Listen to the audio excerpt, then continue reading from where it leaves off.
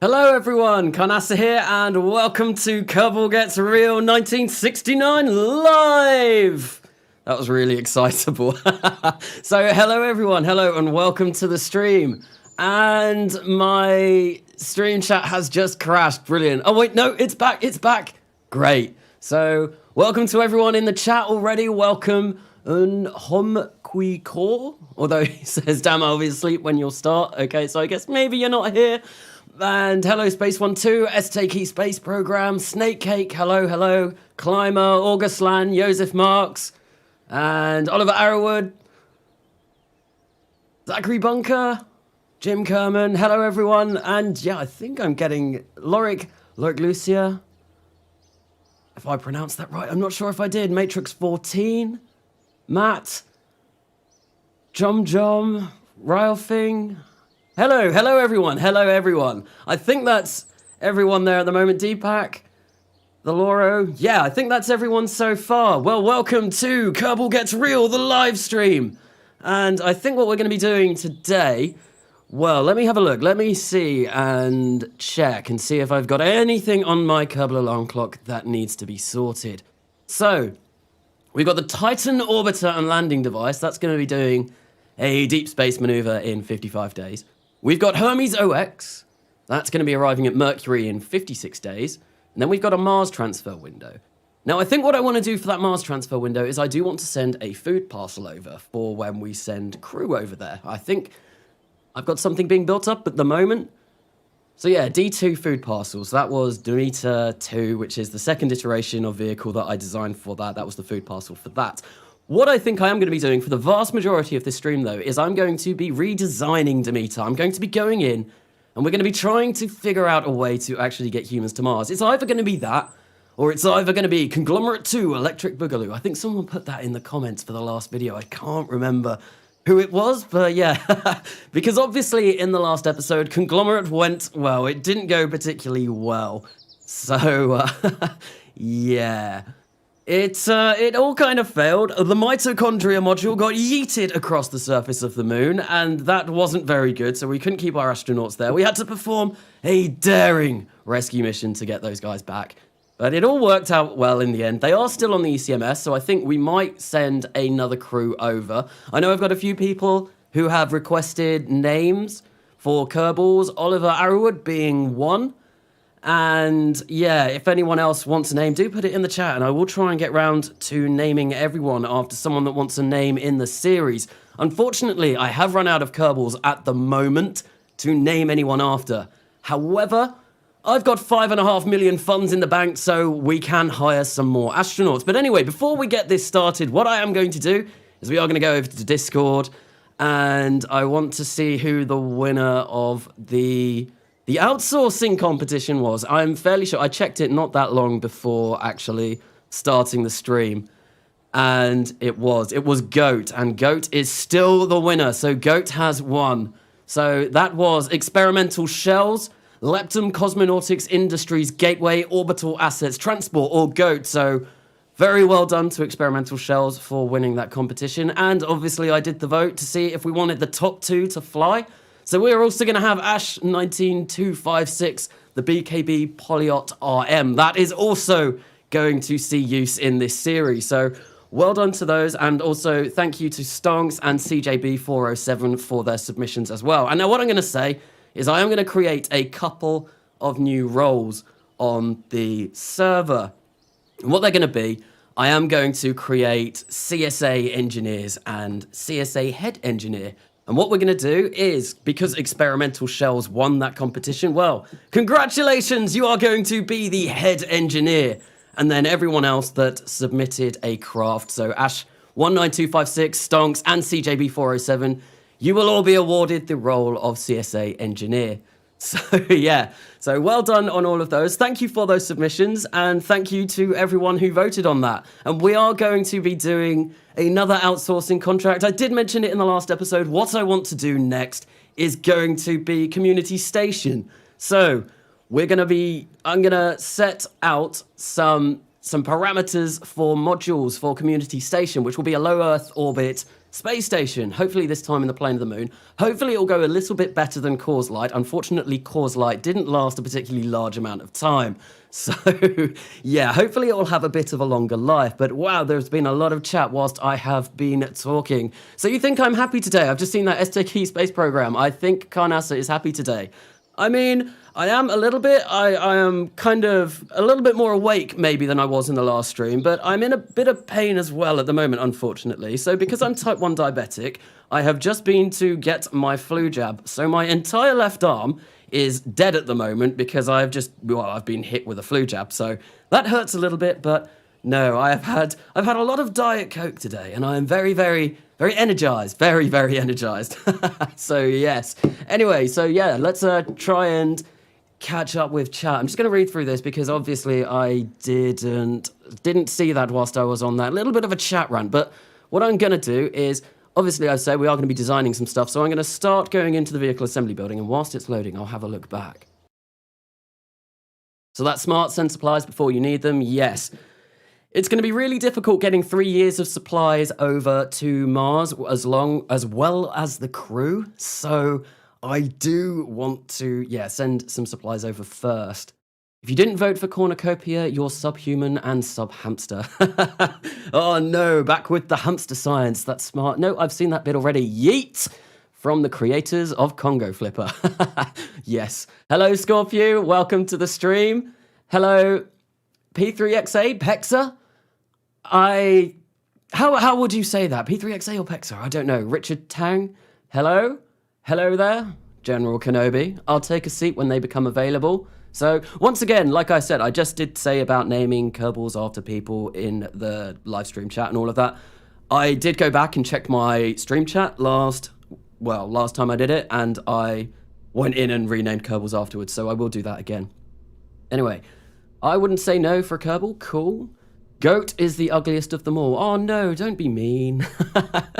Goat, I mean, it more than fulfilled the contract requirements, but yeah, it won, so someone is here. Hi. Hello. Orbital APK will rise again, so yes. Feel free to, when we do the next lot of outsourcing contracts, to submit something. Oh, so like an ISS. Yeah, basically like an ISS, like the International Space Station. Obviously, that was put up by loads of different countries. Loads of people contributed towards it. So what I want to do is I'll put up the core module. I think I might design that in this stream. We'll see if we can get round to that. And then I will put up a new outsourcing contract for people to design modules to attach to that core module. I think it'll be a really nice way to build a community space station. And it was recommended in the last stream to call it Hot Dads 69. But no, I really like the name Community Station because it's going to be a community station. The community will design it. And yeah, no, I think that'll be really cool. So do you think you will ever take an Icarus Super 66 and replace the F1s with M1s? CJB407. Okay, maybe. I don't know. I think maybe when I get to the 1970s, I might have a look at my launch vehicles again and do a bit of rejiggery magic, do a bit of redesigning, because obviously I haven't really designed a launch vehicle for quite some time now. Actually, on the thumbnail for this stream, that's a new kind of launch vehicle that I have worked on, but basically it's a Leviathan with 2 RSRMs, strapped onto the side. And it was necessary to do my first iteration of Demeter, so we'll see where that goes. So, dang, you nailed my name. That's impressive. Thank you. Can I be a Kerbal 2? Of course you can, Jom Glock 2 Goat. This is by far the best and most underrated KSP channel on YouTube. Thank you very much, Sebas Houtman, for those kind words. Thank you very much. Who are the Kerbals? We need a list of them. Okay, I'll go. If I can remember once I've been in the vehicle assembly building, I will go back and I will have a look. So I will be sacrificed if needed. Well, that's not going to happen. No, no one dies in this series. No one dies. Okay, it's mad how small this channel still is. Well, it's growing bigger. Obviously, I think when I did the last episode, I thanked everyone for 600 subscribers, and I'm currently on, according to my screen, 650. So that's 50 subs in a couple of days. So if anyone's new here, welcome to the channel. Welcome to the first live stream, I guess, that you will have seen. But yeah, no, it's growing very quickly, and I am very thankful for everyone who has subscribed to this channel. And yeah, no, you guys are great. Thank you very much. And it's awesome seeing the input from the community over on the Discord as well, seeing everyone's designs for that. And yeah, no, I really enjoy this community, and thank you all of you for really making that as well. I saw my Kerbal named last episode. Can't wait to find out how I die. No, it's not going to happen. Don't name a Kerbal after me until you are able to sacrifice me to Jupiter. Okay, I will try. I'm so happy that your channel is growing. Thank you very much. Name one, Jim Kerman. Okay. First to go to Mars will likely die on the trip. Wait, do you have Orion unlocked? 652 subs. Okay, cool. No, I don't have Orion unlocked at the moment. I don't think I do. So if I look over, no, I don't. I've not even started researching it. The most, well, up-to-date capsule that I think I do have is the Apollo Block 3 module, which is this one. Yeah, that's the most up-to-date. So because I've got, well, the master branch of RP1, what I can do is I can see all of my things that are in development. So all of the stuff that I've not actually unlocked yet, but I am researching, it's all of this in kind of turquoisey, greeny kind of color. So I can turn that off. If I click that, then, well, that didn't really change it. Didn't really change it much, if I'm going to be particularly honest, but yes. Anyway, so what I want to do, I think what I'm going to do first is I'm going to try and design a Mars lander. So what I want to do with Demeter is I want to try and land on Mars. It'll be really cool if I can get to land on Mars as well. And actually, thanks to Ash with the numbers after the name, I can't remember what the numbers were. 19256, I think? Or yeah, no, it was. He spoke about nuclear engines being really good, and I have gone in and I have unlocked all of the nuclear engines that I can for now. And I think actually I am going to use those because they do have a huge, an absolutely massive amount of specific specific impulse. And yeah, they should be able to get me over to Mars quite nicely. But anyway, let's work on a Mars lander. And I think what I'm going to do is I'm going to go for the Alcor pod because I love it so much. It's so beautiful. The IVA for this. Oh, it's nice. It's really nice. It's shiny. It's very shiny inside. Shiny with an E. I don't know. So I typed that out on Discord. I misspelt it with the E. And yeah, I think ever since doing that, I'm just going to make that a thing. It's going to be a thing. Shiny with an E. I think actually one of the new mods on the Discord is working on some custom emotes at the moment. So once those are all done, that'll be really cool as well. I'm really looking forward to seeing what comes from that. And I do have a friend as well working on some better channel art, hopefully. That'll be cool. So, Mars Lander, this is a good first stream to tune into. Thank you. So, I've got a kind of idea what I want to do with this, but I'm not sure how it's going to work. This is going to be tricky. This is going to be really tricky. So, don't forget about the Deimos Phobos hopper. I really want to land on those. Okay, so I don't know. I can either land on Mars or I could land on Phobos and Deimos. I think if I did Phobos and Deimos, we'd get more money just because, well, we go to two different places. I might see, it might be more worthwhile doing that than actually landing on Mars the first time we go there. I'll have to see though. I'll have to see. Hypothetically, if I told you to download Principia, would I get banned? Okay, well, I don't really know how to use Principia, and one of the kind of things that I wanted to do when I started this series, I did want this series to last quite a long time, and Principia isn't good for series that last a long time. It just kind of causes really bad lag towards the end of a save, or so I'm told, when actually secretly the only reason why I don't want to use Principia is because I don't really know how to at the moment, but shush. No one knows that. Right, okay, so, yeah, the kind of general design, I think what I want an interstage ring, yeah, that's what I want. And I was out a lot of today, and I've just been thinking in my head kind of what I want to make this. So if I make the top 3, no, let's try 4 meters. Let's get the height down a little bit. Right.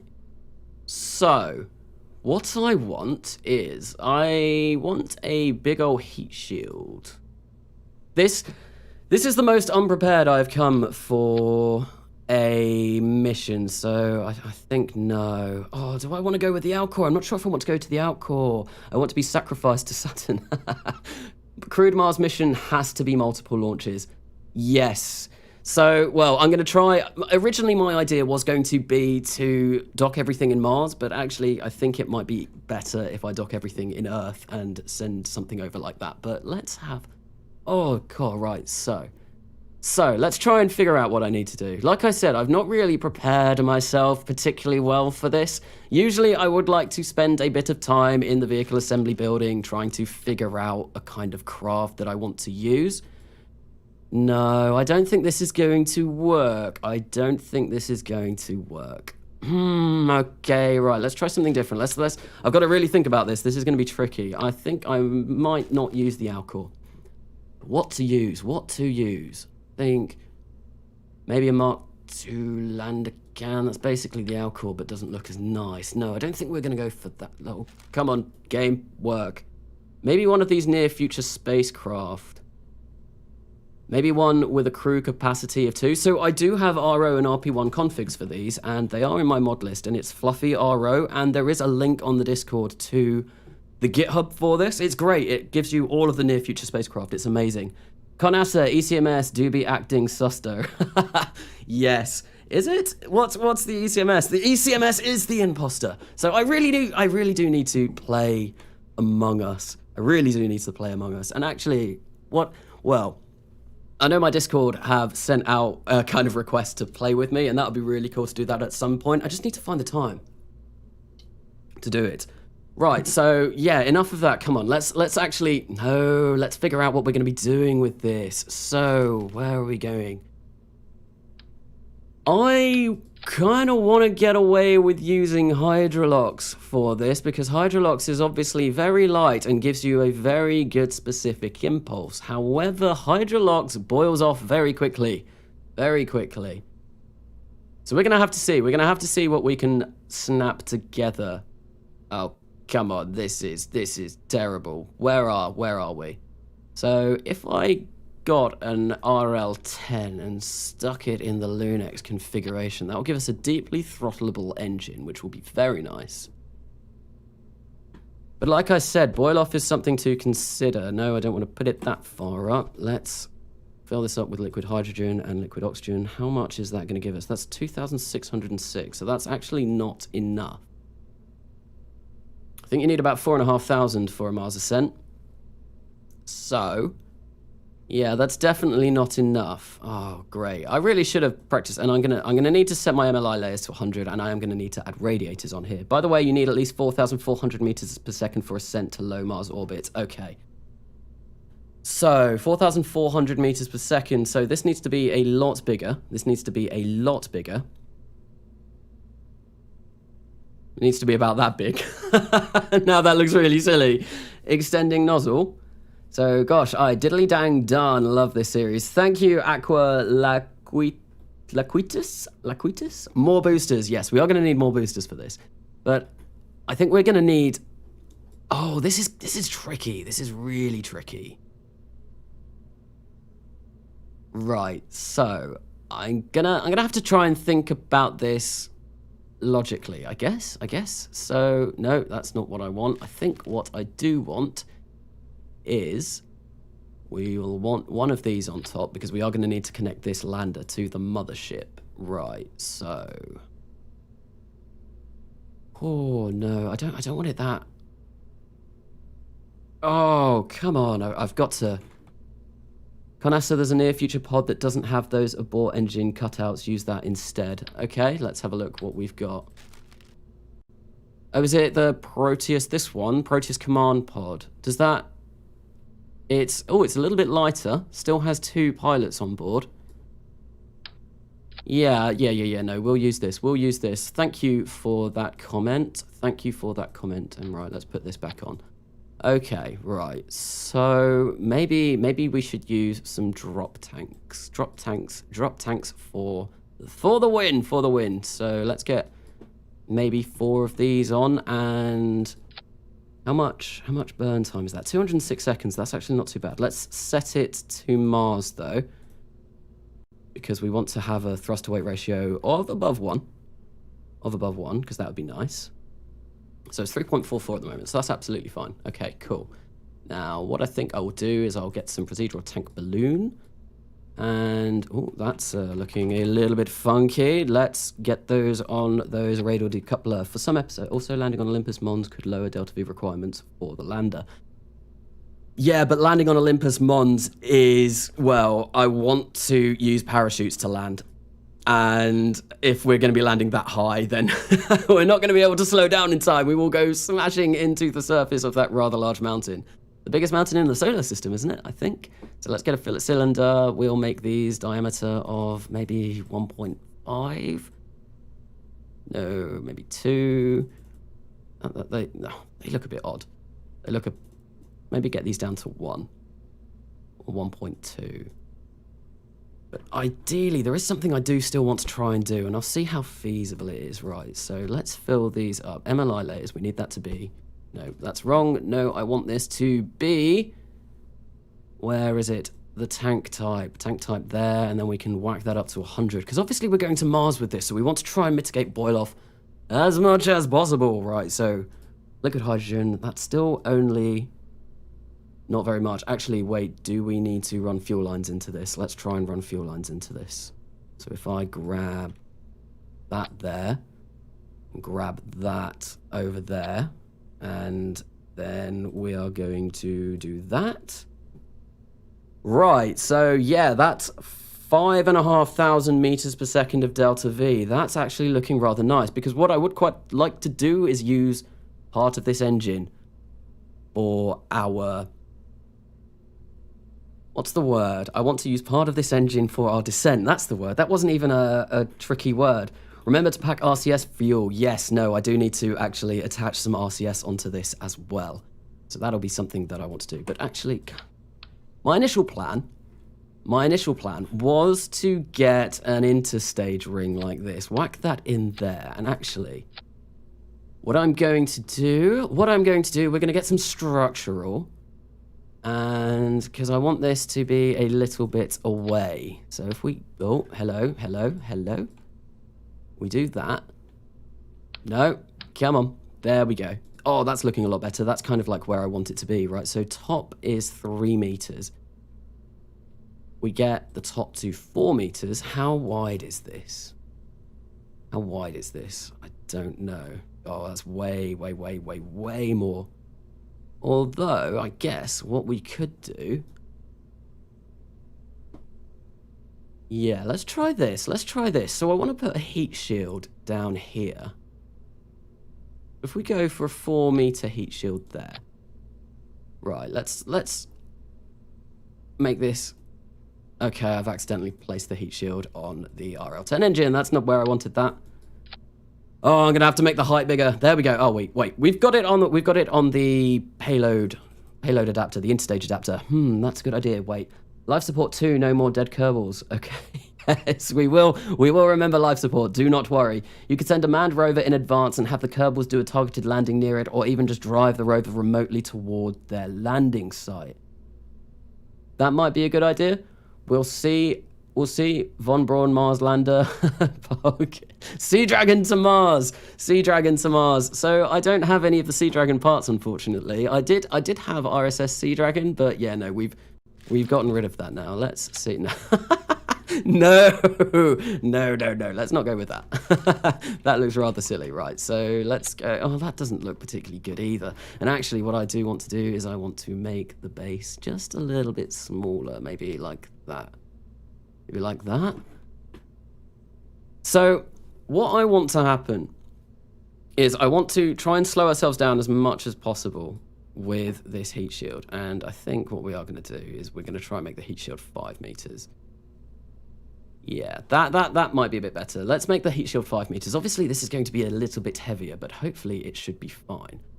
And then once we've slowed down enough in Mars's atmosphere. In the atmosphere of Mars, I'm sure I must have a 5 meter heat shield somewhere. I've got procedural heat shields actually now. Low Earth orbit adjustable heat shield. Yeah, that sounds like it's going to do us the job just fine. Let's make it 5 meters. That's not looking promising. Why is that? Is that correct?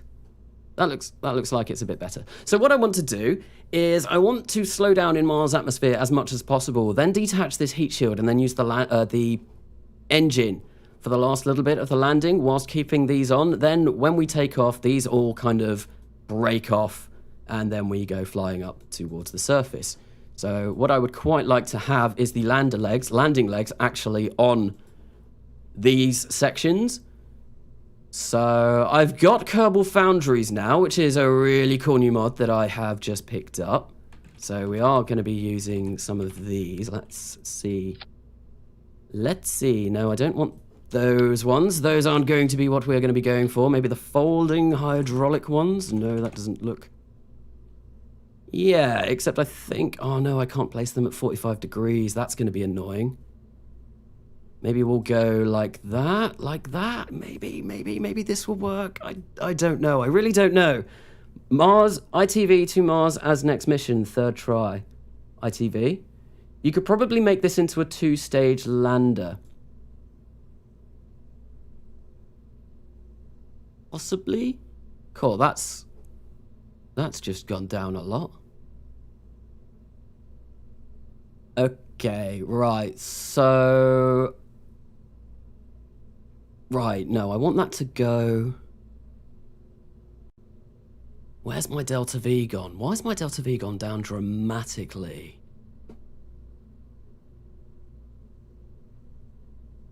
Interesting. Hello, Carnassa. Hello, Ash19256. I have actually mentioned you quite a few times already in this stream. So, thank you for your submission. Thank you for your submission. Space shuttle to ECMS. Now, that's going to be a difficult space shuttle to build. Matt, that's a good point mentioned. How is this re-entering Earth? So this will not re-enter Earth.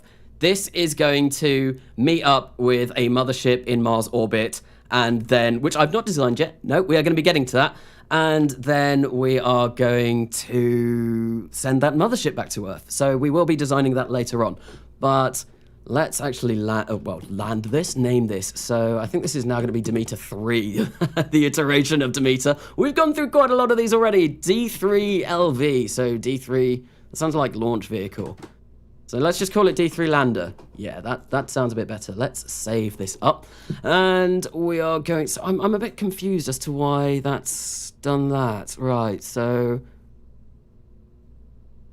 Okay, right, I'm going to take these off. I'm going to take these off and we're going to actually work on this. So that looks a bit odd, but if it works, then it works. Okay, right, so, yeah, if I... What's going on with my Delta V? What is going on with my Delta V? Oh, I'll screw it. I'll test it out. I'll test it out and I'll see if it works. Right, let's get rid of that. So what I do need on here, obviously, will be some RCS, because I am going to want to be able to control this. So the great thing about this Lunex engine is, well, we can use it for rendezvousing as well. So we will need to use this to rendezvous with the mothership when we get to it. So I am configuring it to MMH and NTO. And the reason why I'm doing that is because, as far as I'm aware, and I have tested this out, you don't need high pressure tanks to actually use that fuel configuration. That's the wrong one. I want integral tank radial. There we go. So I'm going to put two... Oh, there's a bit of a lag stutter there. I'm going to put two of these on here. Let's turn it into an aluminium copper tank. We will change this to a radial capsule. And I've all kinds of messed this up. Oh, great. How do I get that? Oh, no, this is terrible.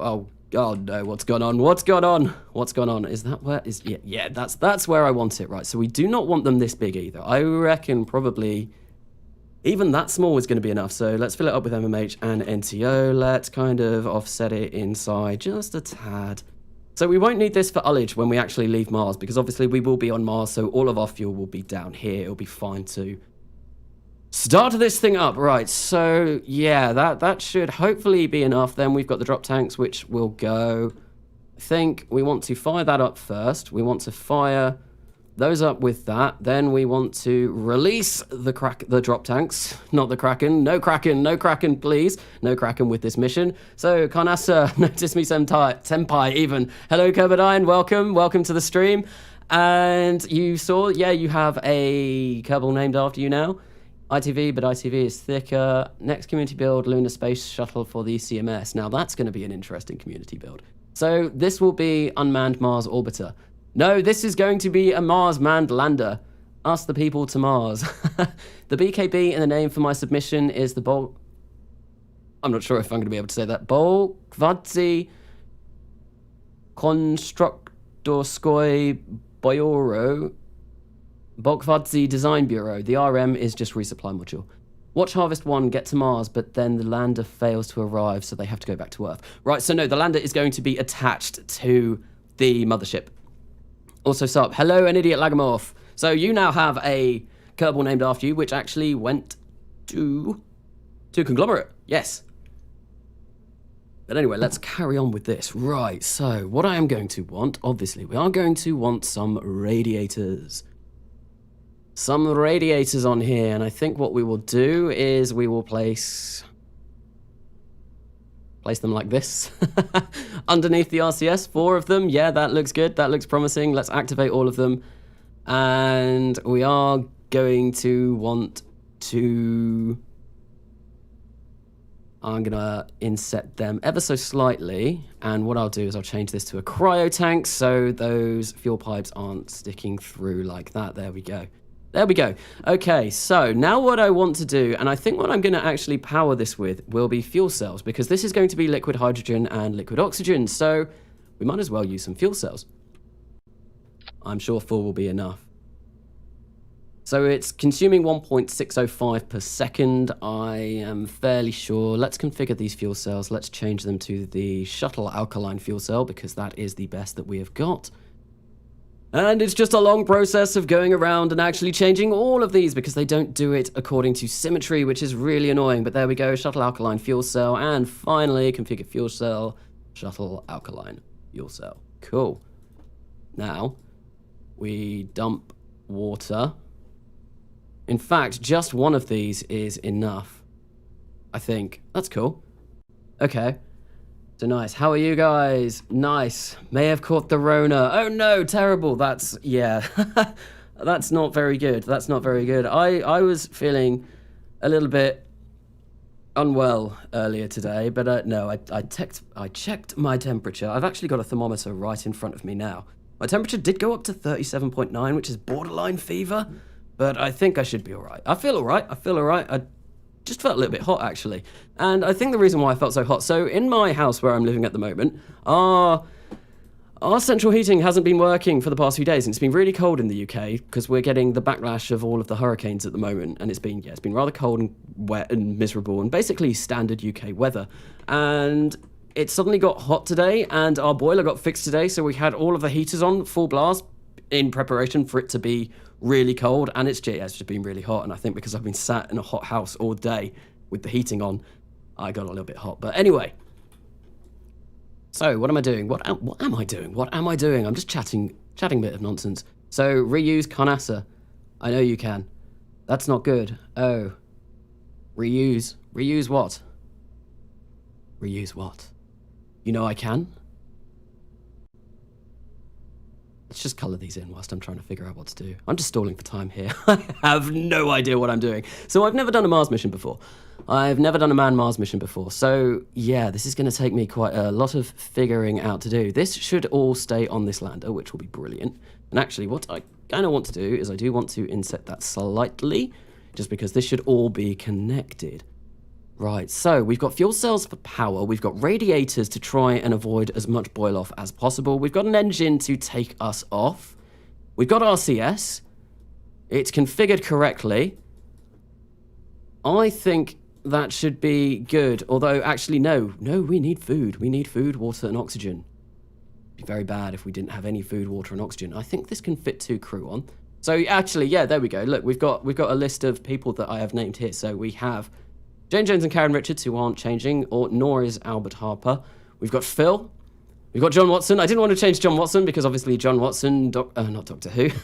John Watson, Sherlock Holmes. We've got Astros. We've got CJB. We've got Pearl. I believe that was Kerbal who asked to have someone named Pearl. We've got Rahul Menon, Justy Lucy, after It's Just Lucy. Yosef Marks, Snake Cake, Cookie. I think that was for Death by Cookie. And Anisimov. Sono Hero, Jurassic. So that was So Not the Hero Type. I changed that to Sono Hero and Jurassic Smolyaninova. So that was after Jurassic as well. And I do need to go and change Cohen V because he did ask me to change it slightly. Don't worry, with my help, the program will avoid killing anyone. Cool. I am looking forward to that help. Right, so yeah, cool. So this has 2 people in it.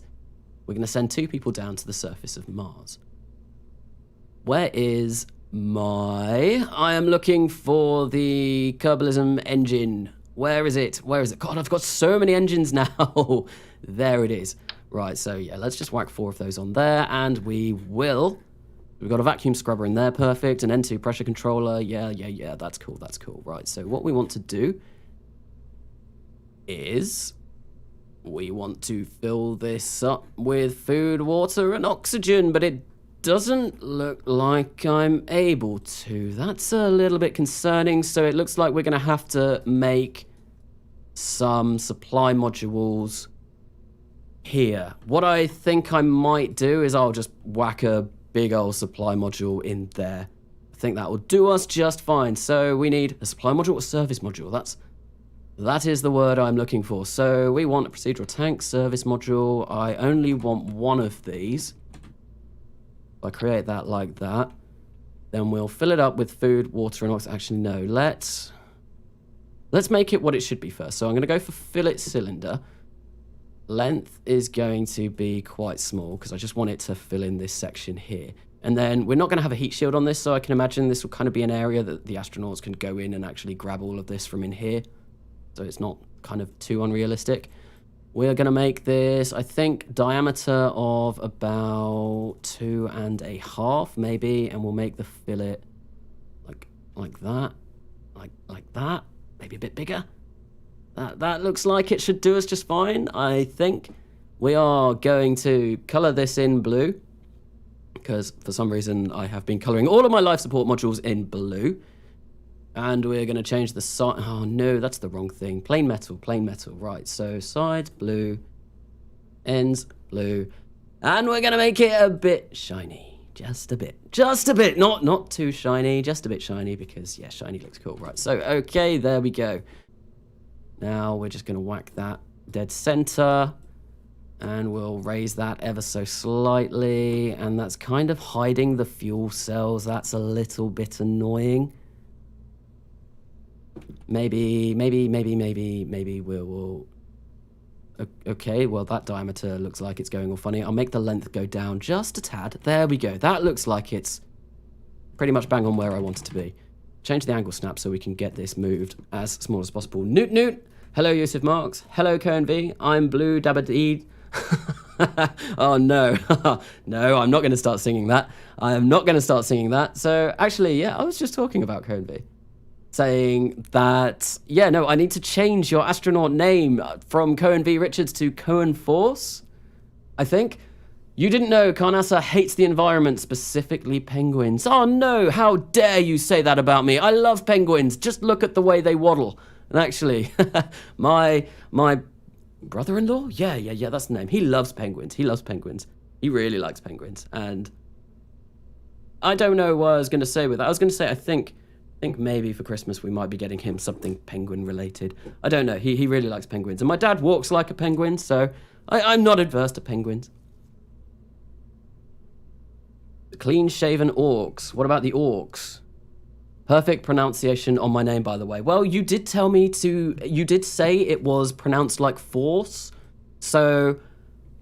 I tried to get it. I tried to get it as well as possible. Anyway, so we are going to be filling this up with food, water, and oxygen. But first, what I want to do is I do want to put a bit of nitrogen in here because we need nitrogen for pressure control. So we do not want that much nitrogen. No, I think maybe if we go for about 50,000. I think that should be more than enough. Yeah, that's 33 years. No, we do not need 50,000 nitrogen. Let's go for maybe 5,000. That'll still be like 3 years, won't it? 3 years. Let's go for 2,500, not 25,000, 2,500. There we go. Cool. And we're going to fill this up with food, water, and oxygen. 95 days for 2 people. Now, I think the contract for a Mars lander means we need to land on Mars for 30 days. So that's going to do us just fine. And maybe we can use some of this food for the actual mothership. But yeah, that will do us fine.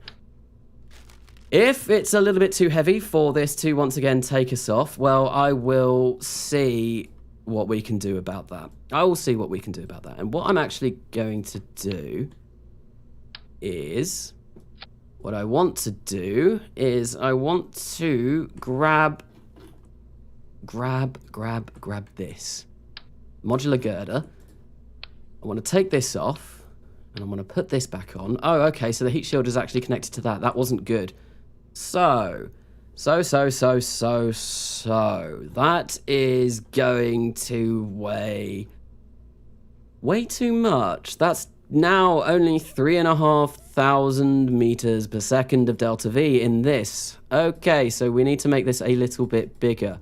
But actually, what I can do, we will be using some of this, so probably maybe about that much. So that's going to be, what, 3,800? So that's still not enough. That's not enough. Okay, why has that gone down so much? Do we still have fuel in here? Maybe if we cut the utilization on this. I mean, that should hopefully be enough for us. That's 60. Wait, what? That's made our delta V go down. No, it hasn't. Yet, wait. Yeah, no. It's gone up. I'm just being an idiot. So an idiot Lagomorph. Carnassa, add some extra engines to make sure you'll be able to launch off the surface if you're worried about not being able to launch. I think my thrust to weight ratio is currently 1.9, so that's fine at the moment.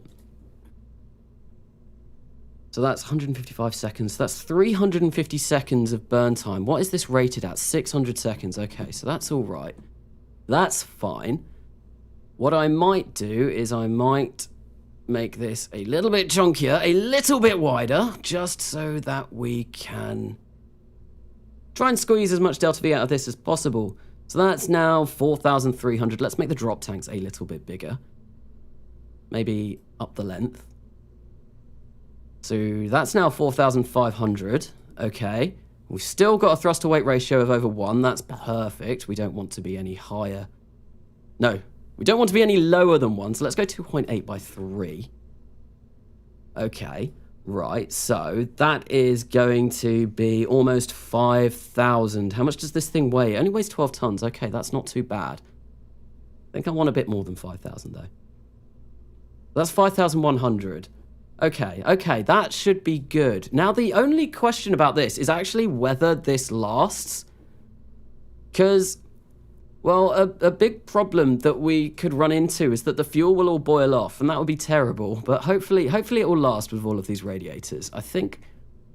not sure if I can really fit any more radiators on. I think these are a bit too big. Can I tweak scale them? I can, so let's put some radiators on here as well. Change our snap to 90 degrees. We'll whack these on there, and we will activate all of those radiators. Cool. So... that, I think it might be the radiators that were really cut our delta V. So that's 210 seconds. So we're still within our burn time. Our thrust to weight ratio is okay. We've got about 5,100 meters per second of delta V. Still kind of want to up it just a tad. Just a tad. So maybe let's make these 3 meters. Yeah, there we go. That should be fine. That should be fine. That's fine. That's fine. That's fine. That's okay. Right, now that we've done that, I can take this off, grab this, put this back on, raise this up into there just slightly. This is going to look very bizarre now, isn't it?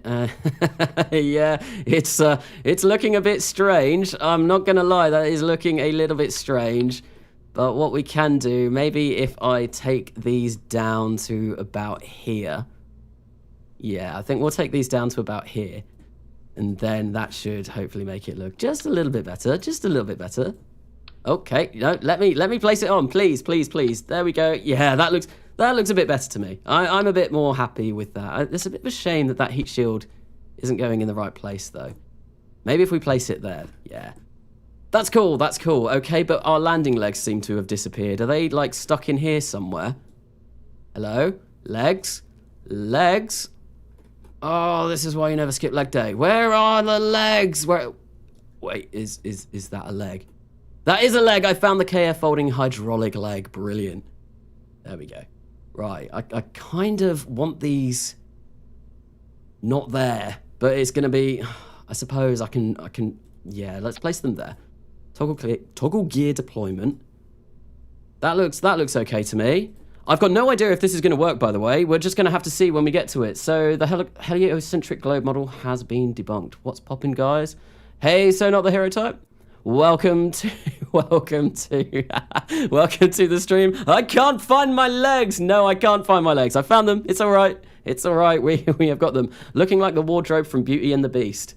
Is this supposed to land on Mars? This is supposed to land on Mars. Yes, this is supposed to land on Mars. Like I just said, I've got no idea if this is going to work. It could go all terribly wrong. It could be really bad and a really bad design. But we're gonna see. We're gonna test it out. We are gonna test it out and see. Right. So now that we have done that, next step is parachutes and other things. Right, so I think maybe I want to offset that in slightly. So we are going to need parachutes, and we're going to need a ladder to get down to the surface, because of course we need to plant a flag on Mars. If we get to Mars, we are going to need to go on EVAs.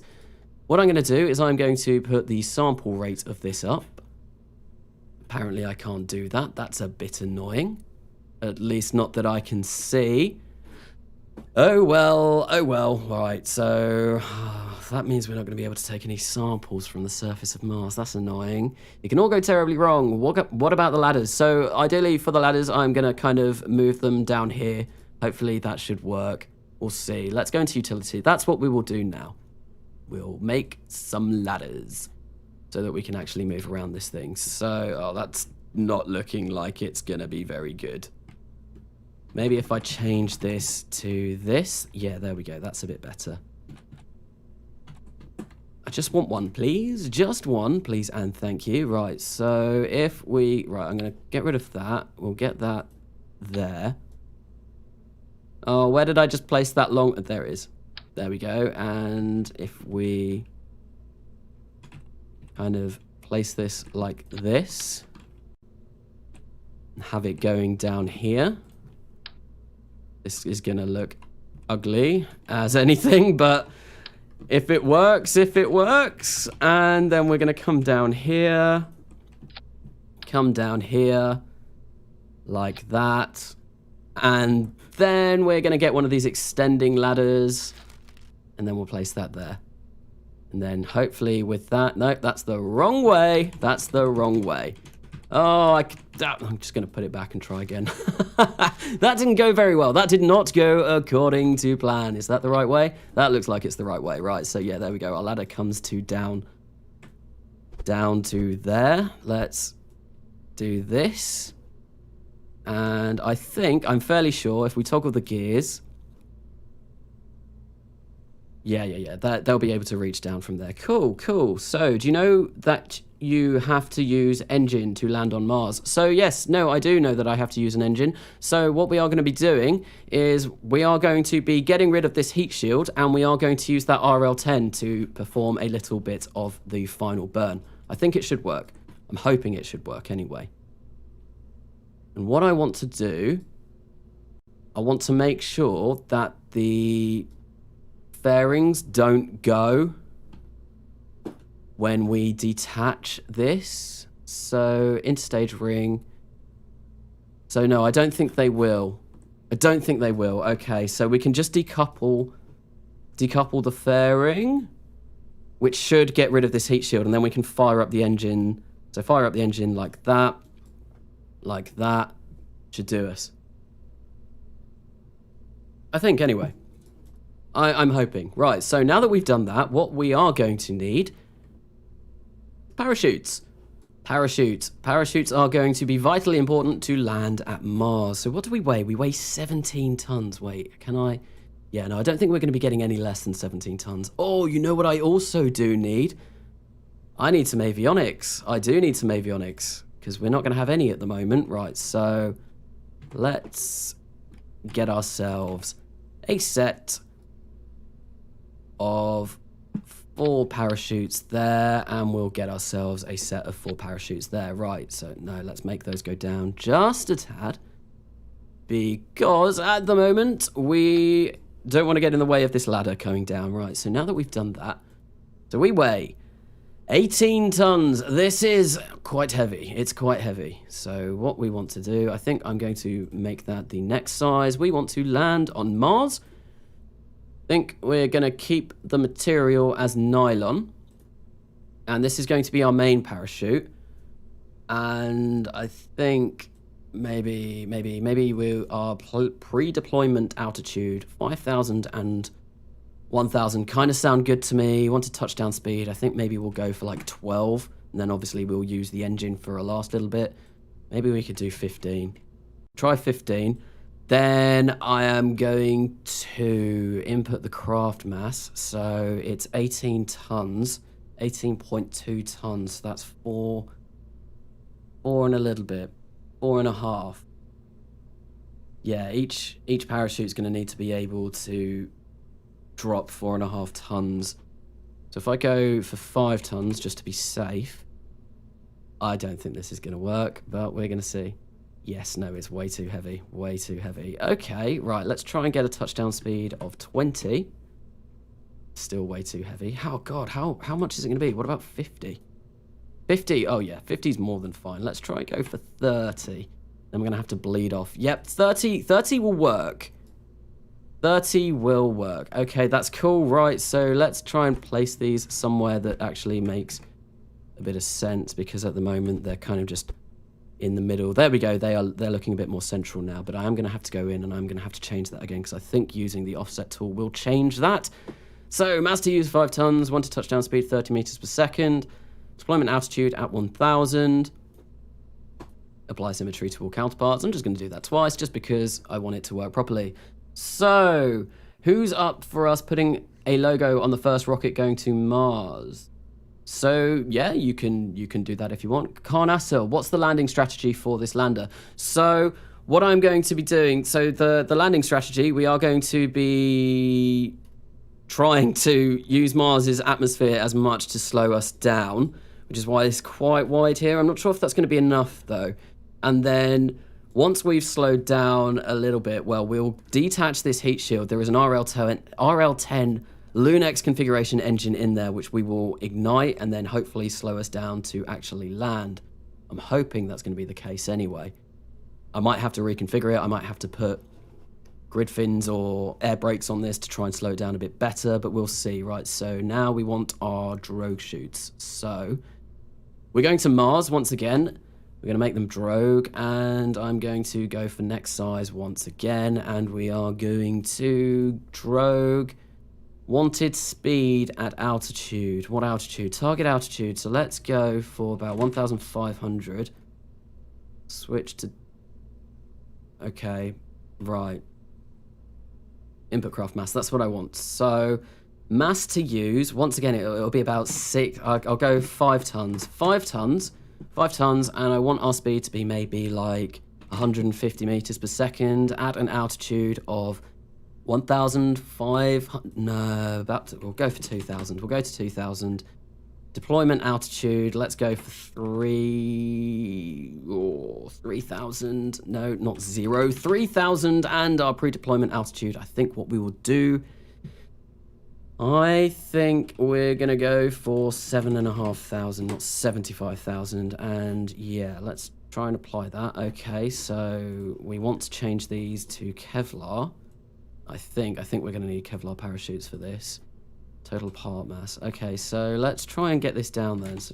Because 22 funds for one of these is not very much. 312 funds. Okay, that sounds a bit better. That sounds a bit more promising. Right, and once again, I am going to lower these down just a tad, just a little bit, and then we're going to go back in, and we're going to apply all symmetry. Is that still all correct? Yep, that is still all correct. The application succeeded. Great, great, great. And we're going to do that again. Okay, so that's looking all right. I do need to have some RCS on here. Carnassa, how about 20 parachutes? Well, we could try and put more parachutes on. I'll see if these 4 work. Obviously, I don't want to increase the mass particularly because, well, they're heavy. I now want to see the Pizza Hut logo. What, the Pizza Hut logo on this lander? Well, I wouldn't be adverse to that. I am using conformal decals, so we can actually put something like that on. So if anyone wants to try and design a Pizza Hut logo for this mission, although I don't know, I don't know if that would get me in trouble for putting a Pizza Hut logo on my series. I don't know how it works. Make a poll. I mean, we could make a poll over on the Discord. We could definitely do that. That is something that we could do. We have the power, we have the technology, we have the Discord. Thanks to Sonar, the hero type for the Discord. But getting a little bit excited. Right, so I'm going to save this. It feels like I've not saved this for quite some time. We've got parachutes. We need RCS. We do need RCS. That's going to be key. Very important thing. Right, so I think that's not RCS. That's not control. That's utility. Let's go for command and control. Maybe this size. Oh, this is really hard placing it on these payload fairings. And I need to kind of figure out where the actual... So let's change it to MMH and NTO again. Oh, that was expensive. 1,000 funds just gone, just like that.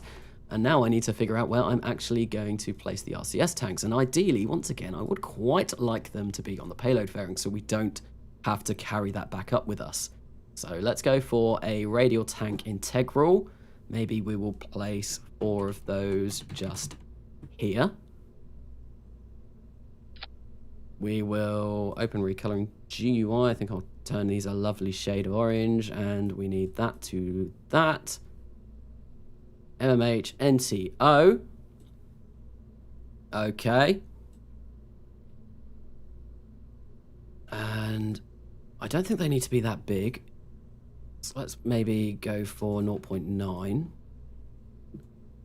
Okay, let me... Oh. That damn recoloring GUI. It doesn't let you change anything once it... Well, when it's open, which is a little bit annoying. Right, so let's... There we go. This looks all kind of weird, but we're gonna go with it. We're gonna go with it. Who's gonna be the crew of this mission? I have no idea at the moment. I have no idea. This mission's not gonna fly for a very long time.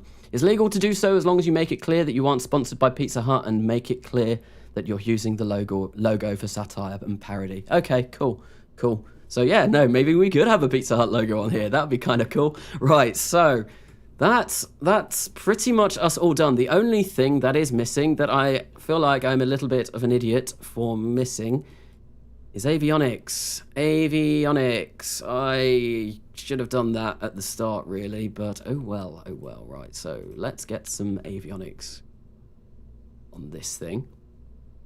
Oh no, what's going on? Don't crash my game, please. I don't like avionics. Avionics and me are not very friendly. Right, so... where are we going to place this? I think... I don't want to change any of this now because, like, the legs disappeared before. I don't want them to disappear again. So what I think I'm going to do is I'm just going to place them here. And we're going to pretend that, well, our crew can move through the avionics. Come on, there we go. Yeah, there we go. We're going to have to pretend that they can move through the avionics. Right, so I'm not going to need an antenna in here because I've already got one on this. I do have a series of comsats around Mars now, which is very nice. Did that on stream, I think. And we're going to raise this up to 20 tons. Actually, let's see how much avionics we do need because I'm fairly sure that there will be some involved in this. Right, so we've got 4 tons in this, so we can actually lower that ever so slightly. We want the service module 4 for that. We want to lower this maybe to 17, so we've got a little bit more than we need, but it's always nice to have just a little bit extra. And actually, what we might need to do is, I think, in order to actually deorbit this from the mothership, we are going to need some thrusters. So can we place some on here?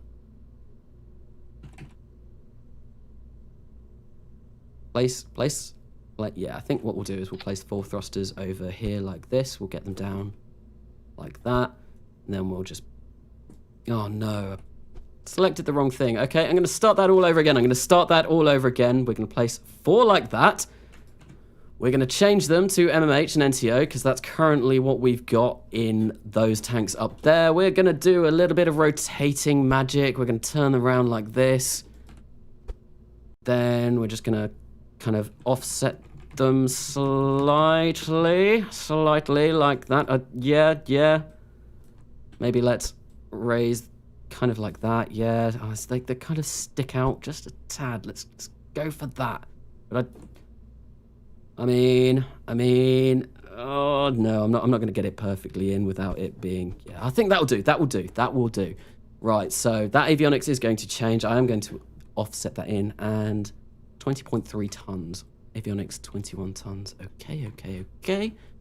Let's grab this. Grab this, please. And just put it in there. No one saw a thing. Carnassa, I made a quick design for a patch on the Discord. Cool. So yeah, if it's over on the Discord, I will check it. It's the so I've been so busy trying to actually work out the design of this that I've not really been paying that much attention to chat. I'm sticking with my favorite planet, thanks. Okay, so how about Pizza Shack? That won't get us sued. All in favor of Pizza Hut logo, say hand up. Yes. Also, Canasta, the reason why we wanted to put the Pizza Hut logo on it is because it happened in real life with a Proton rocket. It's a crazy piece of space history. Oh, cool. I didn't know that. I think I saw a video about why there aren't logos on spacecraft quite a long time ago. But yeah, no, it's not something that I've really seen, logos on spacecraft, right? So I think that should actually be everything that we need. I don't think there's anything glaring that I've missed for this. There might be something glaring that I've missed, but as well, we'll go in to test it. We'll set this at an orbit around Mars and we'll go and test it, right? So let's actually figure out where we want everything to go. Right, so I do want that to go with these. That's 0 meters per second. That's not promising. I did set these, didn't I? Yes, I did. And actually, what I'm going to do is I'm going to create an action group. And we are custom 1, and we are going to arm our parachutes, because I like setting parachutes to an action group. So let's arm those and those. Perfect.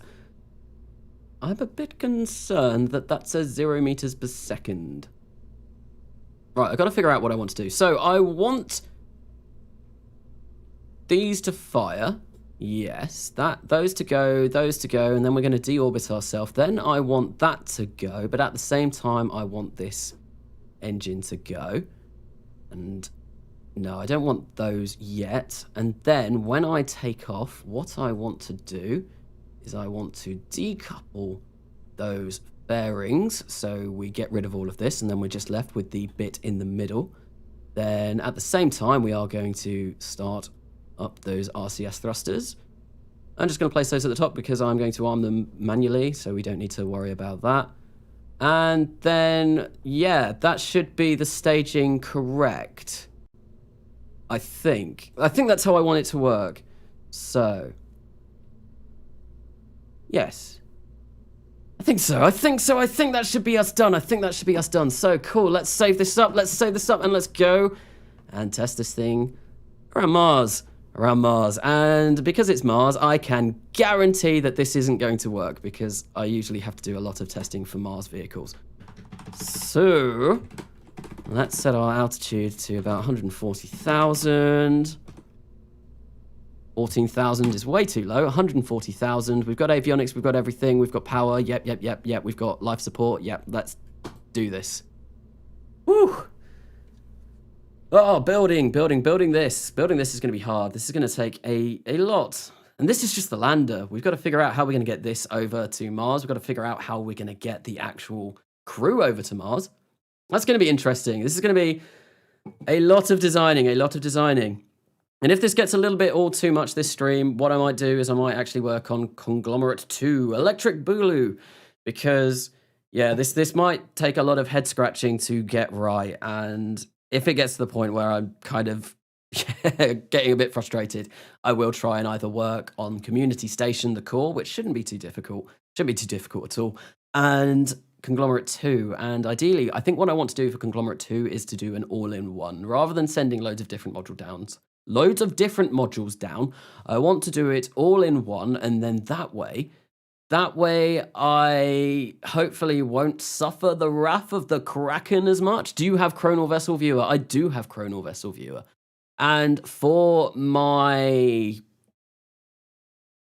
what is it? My building episodes that I do. I've not done one of those for... Karen Richards is reporting... Oh, yeah, she's had a lot of radiation. So yeah, for my build episodes, which I've not done one of those for a very long time, well, I use Chronal Vessel Viewer to actually get the pictures for that and put it onto like a kind of blueprinty kind of style. But let's wait until we're at Mars. Oh, you know what I've not got on this?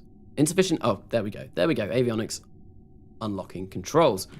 Cool. So how much battery power are we going to have on this? Do I need to turn on the fuel cells? Oh, hello. Wait, we've got perpetual... Oh, I bet the... Yeah, I bet the fuel cells are working already. Okay, well, let's wait until we're round... Wait, am I playing with 16K textures? Mars looks a lot better than it did the last time I came here. No, I think they are still 8K, but yeah, I'm sure Mars didn't look this nice last time I was here. Okay, but you can see, there we go, our communications network is up and running, and we are getting a connection back to Earth. Are they probes? Oh no, there we go. I didn't quite do this as nicely as I could, so yeah, the relays. My communications network that I put around Earth in the 1960s are still pretty a good distance away, but yeah, look, we can see there's a Mona relay there and there's a Mona relay there. So yeah, they're not at the perfect angles that they should be, which is a little bit annoying, but oh well. I probably could change that, but we'll see. Right, anyway, let's stick this thing. Okay, so first issue. We've got no fuel in this. Right. Pressure fed false. That should... It's got MMH and NTO. That should be providing for these. Okay, that's not good. That's not good. Oh, why is that? That should be providing for those. Right, so what I think... Yeah, no, right. Let's go back to the vehicle assembly building. What I'm going to do is I'm going to try and configure that properly. Carnassa, so what is the Delta V for Mars? What do you mean? So for getting back into a low Martian orbit, about 4,400 meters per second of Delta V. To actually get to Mars, about 3,500 meters per second to get there, about 2,500, 3,000 to slow down, I think. Conglomerate is cursed. Yes, it is. Really want to be able to go on a lot of flights so I can be higher up like a director. Cool. Are the avionics deep space type? They are deep space. I did make sure that they were deep space. So, Nidia Lagmorph Kerbal, I will nominate you for director of the next manned space program. I think after Mars, I'm not sure where the next manned space program will be. Maybe we will be... Oh, that's changed. That's changed a bit. Okay, so maybe manned Venus. Maybe we'll put a space station around Venus or something. Those have... Yeah, this has all changed. What has gone on? What has gone on? That's annoying. That's a bit annoying. Right, let's lower these. Let's raise this up. Yeah. And I think what I'm going to do, we're going to get rid of these. We're going to place all of these down here. We're going to set these in. Just kind of set them into the landing gear, I guess. Put them there like that. I think the way these deploy, that shouldn't matter. Yeah, that's fine. We can have those in there. That's not too much of an issue. And then what I want, where did I put that thruster? So I think maybe if I have... Oh, that's going to get right in the way of the landing gear. That's really not cricket. That's not cool. I'm going to change these down as well. And I'm going to move these so that they are actually touching the payload fairing. Right. So let's go and grab a thruster again. I think, yeah, we'll go for the exact same. We'll put them like that on there. Like, no. We want to place them like that. Maybe raise those up just a little bit. They're not quite pointing straight down, but oh well, it doesn't matter too much. And we want to change these to MMH and NTO. No. Oh, that's really annoying. So Caviar B costs a lot of money, and when I was doing the tech level there, you can see I was like tapping it really quickly, and I kind of accidentally moved up. So I never wanted to purchase Caviar B, but in one of the episodes that I did, yeah, and I was clicking this, and then I swished my mouse up like this, and I accidentally bought it. That was really annoying. Anyway, so yeah, that wasn't fun when I did that. So anyone up for a Jovian expedition on the Von Braun? I hope someone gets this reference. I don't. Me to Saturn, please. So unfortunately, I don't think I'll ever be sending anyone to Saturn or Jupiter. Not in this series, anyway. Reason being, they'll be killed dead by Kerbalism way before you get there.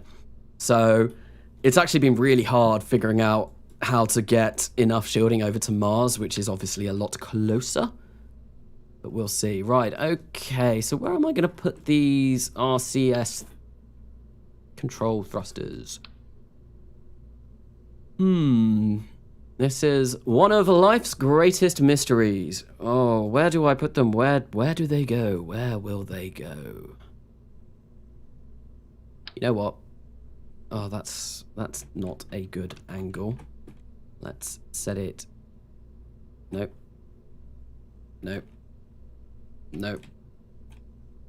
Why is that? Oh, I think what I need to do this. But yeah, that's...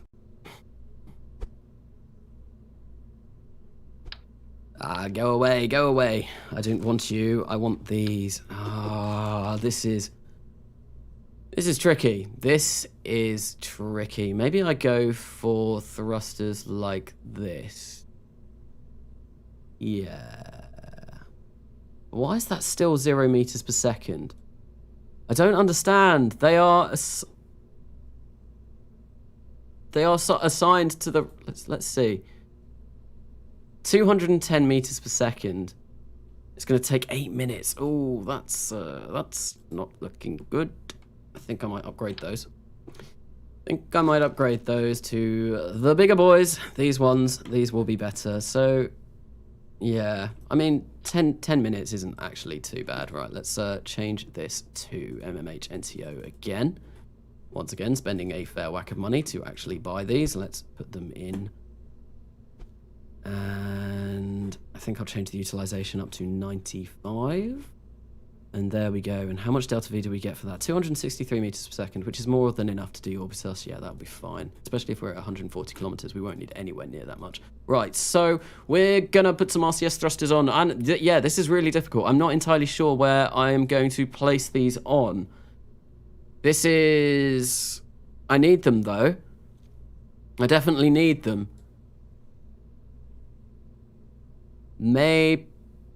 I mean, I could just create another one of these, but this will make this heavier. Get rid of those. Whack those in like this. This is gonna be all kinds of weird. This thing looks so strange. I might change the color of the fairings and see what that does later on. But yeah, now let's get some of these on. And I think we might want them bigger. That was exactly the same one that I picked up, wasn't it? 22 tons. Oh, we're getting a bit heavy. But no, we should be fine. Right, there we go. Let's set those to that. I think this should be okay. And it is MMO and NTH already. Let's check our avionics, make sure that we're all good. Avionics. Insufficient avionics, of course. So we are going to have to change that, but that's not to worry. Right, let's save this. Try and find that avionics module that I did have. There we go. There it is. And actually, let's make our sample capacity 2 slots. Perfect. Right, so come on, let me whack that up to there. That should be enough avionics, I think. Yep, 23 tons, 22.5. Perfect. Right, so someone recommended for ages, where can I go? I finally got around to downloading it, and it's really cool. I think it works with RSS. I've not really used it properly yet, but yeah, it's something that someone recommended, and I have actually downloaded it. So, Scorpio, Carnassa, workaround for parts attached to payload fairing, switching position. Surface attach a small structural strut on the fairing, and do not offset it. Attach parts to the strut and offset them. Can you attach parts to a strut? I didn't know that you could do that. Cool. Anyway, Carnassa, it is because the fuel tanks are on the fairing. Well, I've attached them to... I've attached the engines. Super realistic sci-fi. God, it's so hard. Right. Anyway, no, what I'm going to do is I am going to, once again, orbit Mars, because I think I'm just about done for this at the moment. Anyway, that's Earth. That's not where we want to be going. That's not where we want to be going. Right, 140,000. Start simulation. Right, so now I can look at the chat whilst I'm waiting for this to load. Anyway, so do I have the AJ10 engine? Yes, I do. I have a lot of different AJ10 engines. I have the AJ10 190. I have the AJ10 137. I have the AJ10 Advanced. I have the AJ10 Mid and the AJ10 Early. Yeah, no, there's a lot of different AJ10 engines that I do have, and I'm using the AJ10 190 at the moment, which is, I believe, the OMS for the space shuttle, because it's the most recent one that I've unlocked, and it's a very good job.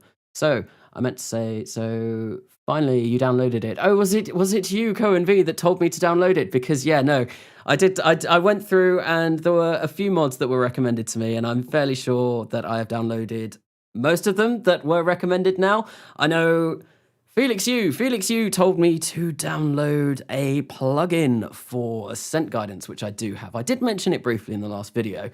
I'm not sure if I'm using that correctly at the moment because, well, it didn't do an awful lot, if I'm going to be particularly honest. So it's something that I probably need to kind of figure out and work out maybe somewhere differently. But yeah, no, it's something that I need to learn. It's something that I need to learn. Hopefully I will be able to learn it soon. Aspect, now that you're going places, work on reusability. I think reusing the boosters would be cool. So, reusability with RP1 doesn't really work. It's hard.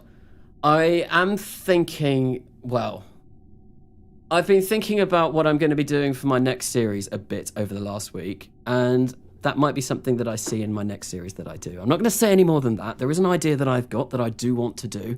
I have mentioned it to a couple of people, but it is going to take a lot of work to figure out if I can actually do it and get it all working. We'll have to see. But it'll be very cool if I can pull it off. Very cool. It'll be Kerbal Space Program, and it'll be Realism Overhaul and RSS, but it'll be something a little bit different. Right, so now we are at the light side of Mars. Let's see if I can hit RCS. Yay! We can move. That's good. That's promising. So now all that remains to be seen is if we can land this thing. So not the hero type. I know I am on the in crowd. Yes, you do know. I did mention it to you over Discord. I did speak to you. I think it's a very, very cool idea. I think it's a really cool idea, but it's going to take a lot of effort to try and see if I can pull it off. It's going to take a lot of experimentation, and yeah, no, I really hope it works, because it'd be really cool if it does work. But obviously I'm going to be continuing on with this series for a while. There's still things that I want to do, but yeah, no, it just crossed my mind. What do I want to do next? What do I want to do next? So, I mean the cubic octagonal strut. Oh, okay. Yeah, that I was talking about the struts, the connecty struts. So enable crossfeed on the fairing base petals. Check the Discord. Sounds like a government conspiracy to me. Reusability looks nice on paper, but it's actually a pain in the butt to try and land all those boosters or whatnot. Yeah, especially as Kerbal deletes them. So now we're going to have to wait a really long time whilst we get our periaps down. What is the term for periaps at Mars? Because I know periaps is just the general term for anybody. So like perigee is obviously the Earth version. I don't know what the term for Mars is. Peri-Aryan or something like that? I don't know. But yeah, I'm still trying to figure out how. I think I'm going to restart my series since the save file is still bugging. Okay. Keep it up and you may or may not go missing. Peri-Aryan. Oh, so I think, did I say that? I said something very similar to that. I'm not sure if it was exactly that, but yeah, there we go. Well, we are now going to be crashing into the surface of Mars. Let's hope we don't crash too hard. Right, so I've just hit 1, so we should have armed all of our parachutes. Let's see if this thing works. If it does, I think I'll actually be amazed. I think I will be amazed because Mars is difficult to land on. Well, it's hard in the fact that the atmosphere is so thin and tenuous that you don't really get to slow down much in it. What I might have to do is I might have to make the base of this wider. I don't know. We'll see. We'll see. This will be attached to the mothership. We will be sending this over with the rest of the mothership once we have designed the mothership. But here we go. I think I am going to physical time warp through this because this is going to take a really long time. Hopefully we're not coming down straight over Olympus Mons because I don't think... Oh, actually, that's... we might be a little bit close to the Aryan Mountains over there. That's not good. That's not good because we want to have our landing altitude as low as possible so that we can really utilize the atmosphere as much as possible. But we'll see. We'll see. Hopefully it works. Hopefully it works. Fingers crossed. I'm not optimistic though. It's time for some explosions. No, it's definitely not. No explosions. No explosions here. That's not going to happen. No explosions here. Please, please, please, please. But yeah, no, it's just a Mars descent. Oh, this is giving me flashbacks to when I designed... What was it? I did pretty much an entire episode on designing an unmanned Mars lander before. What was it? It wasn't Ms. Boo. It was Far Frontiers. Yes, yes. Someone play Ring of Fire by Johnny Cash again. Again? That's Pavonis Mons, the central of the three large Aryan mountains. My solar system geography leaves much to be desired. I do probably need to brush up on that a little bit.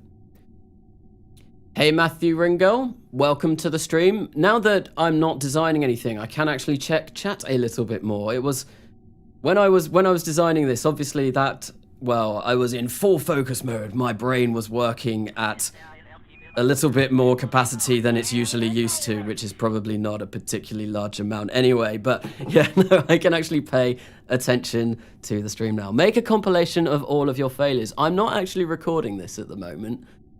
And the reason why I'm not recording this is because obviously that takes up more CPU and none of this will make it into an episode. So, I mean, I don't know. Probably won't. But I have been thinking of kind of other videos that I want to do that aren't technically related to the series, but are related to the series. And a fail compilation video might be quite funny. I need a channel trailer as well, or something like that. Because I've not got one of those. And yeah, I need something to show people what my channel is about, rather than them sitting through and watching a 30-minute long Kerbal video. I hear Chatterer, but have you heard about real Chatterer, Carnassa? I should get that. I have heard about it, and I have seen it on CCAN. I don't know why I didn't get it. It's basically Chatterer unscrambled, isn't it, I think? I just joined. What is this? So, hello, Heath64. This is testing out Demeter 3 lander. Hopefully, we are going to be landing this on Mars. I'm not very optimistic at the moment because Mars, for some reason, is, well, my greatest adversary in real solar system. I never have much luck with Mars. Mars usually goes terribly wrong. Oh, so we are at 74,000 now and coming down. We are slowing down. That's actually really good that we're slowing down at this height. That is quite promising to me. I am going to burn through all of this MMH and NTO. That way, well, we've gotten rid of a fair bit. I think we are coming over that mountain. Pavonis Mons. Yeah, I think... Oh, that's not good. This is really not good. That's really, really not good. This could have gone better. We could have come down somewhere a lot better than this. Okay, well, we'll have to see. Hopefully we do not land on Pavonis Mons, because that's, well, the altitude is going to be really high compared to where we could. Yes, it has clips from real Mercury, Gemini, Apollo, Soyuz, and space shuttle flights. Some of them hilarious. Okay, right, I'll definitely have to look into that then. Aspect, I've got to go for now. I'll be back later. Well, thank you for stopping by for now, and I will see you later if you make it back. It could be called the Persephone program, since Persephone is the daughter of Demeter. Persephone is also the wife of Hades, isn't she? She was the one that got stolen away by Hades and ate 6 pomegranate seeds, I think. And because she ate the 6 pomegranate seeds, well, that's why we have the seasons. Because, oh, what was it? She was trapped in Hades, and the gods all had a big argument over it, and eventually they decided that she could go, but because she had eaten these 6 pomegranate seeds, she had to stay 6 months of the year down in hell with Hades. I think that's the story, and because and that's why we have seasons. That's the Greek. I've probably explained that really badly. I'm really trying to think like back to some of the old ancient Greek myths that I knew. So Matt Lowndes says he doesn't play with mods for accessibility reasons, yet still plays with DLC. Drama. Oh dear, Matt Lowndes. Oh dear.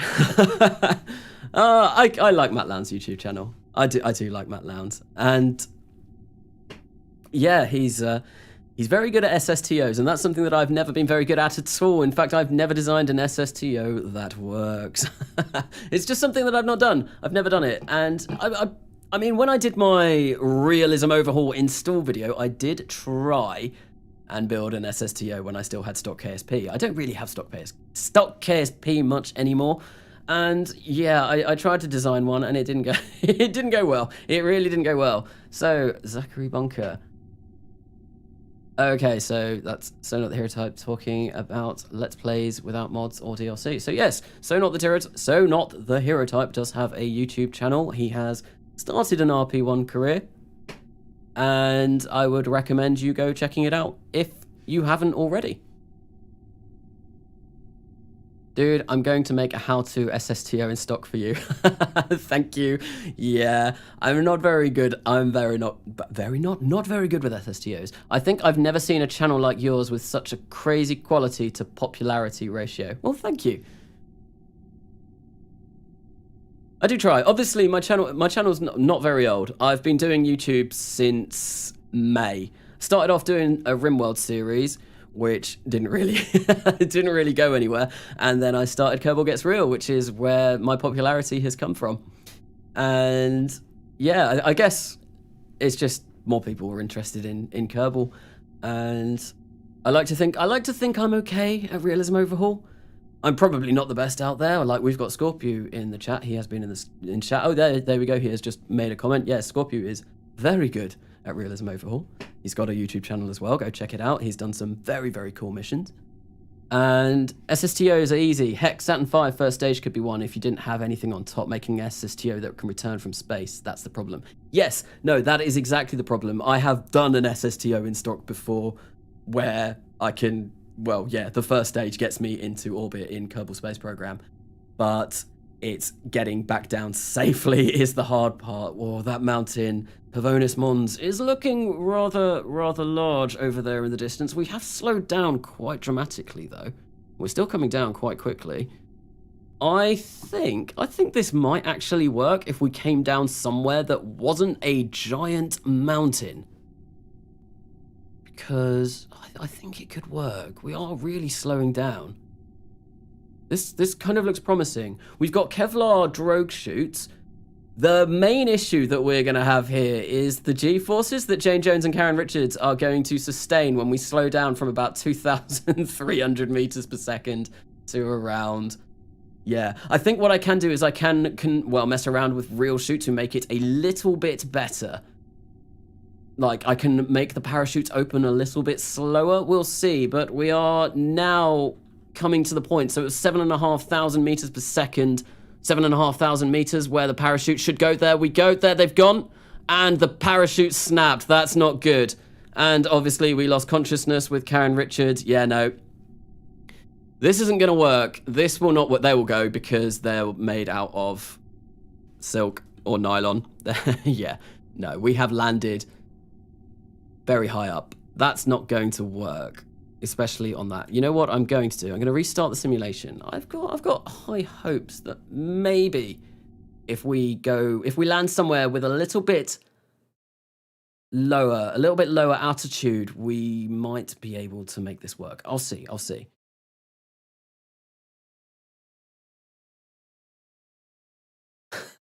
Scorpio doesn't count. I'm half convinced he's a robot. You are above that simple contract work. But yeah, no, that was a rather uncomfortable descent. So yeah, what I was saying before is I think we can kind of configure those parachutes to open up a little bit slower, and it might make it a little bit more bearable. We'll see. I didn't check F3. I should have checked F3 and, well, seen how much G-forces that put them up to. How many Gs they sustained? That'd have been interesting. So, attempt number... Oh, hello. Okay, right, well, we'll just start our descent from here. I time warped. That was a bit of an aggressive time warp there. But I mean, if we start our descent burn from here, well then, we're definitely not going to be hitting Pavonis Mons. Okay. Look at Olympus Mons over there, looking so large. I've got a rover. I think Tenacity is on its way over there. It might be there already. Yep, there we go. Tenacity. Thanks to the magic of Bon Voyage, because I think Tenacity, we landed Tenacity somewhere over here, but I've just let it in the background go off and make its way over to Olympus Mons. I need to go back to that at some point and just check, because I've never seen Olympus Mons up close in real solar systems. That'll be something really cool. That heat shield really needs more area. Okay. So it might be worth maybe doing a 5 meter. What size is this? This is, I think this is already a 5 meter heat shield. If it needs more area though, I guess it needs more area. I think what I'll do is I'll try and land, I'll see this now, see how slow we can get with our altitude being a bit slower. So if I land just north of Valles Marineras, hopefully that's a lot lower. Might be a little bit better. I mean, it'll be really nice. Where is it? Is it the Hellas Basin? Somewhere there. That's the lowest altitude on Mars, I believe. Well, in real solar system. So it'd be nice to land maybe there. So welcome on. Hey, the Fox Gaming. Welcome to the stream. Scorpio is right. Make it thick. Thick with 2 Cs. The Delta II is the second greatest rocket after the Saturn V. Changed my mind. Olympus Mons isn't too impressive due to its shallow nature. Aww.